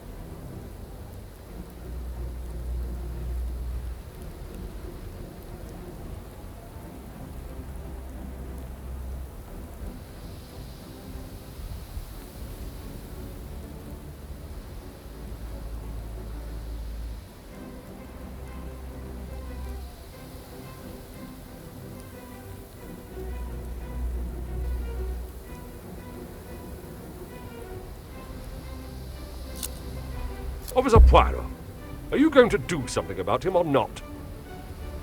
It is Detective Poirot. And if you refuse to answer my questions, I do not see how I can continue. I just don't know what she sees in him. Angeline could do so much better. I don't think she realizes what she is getting herself into. I can't imagine her living a happy life with that rogue. I see. Merci, monsieur, for your honest opinion, whether I agree or not. I shall leave you to your cigar and return to the party.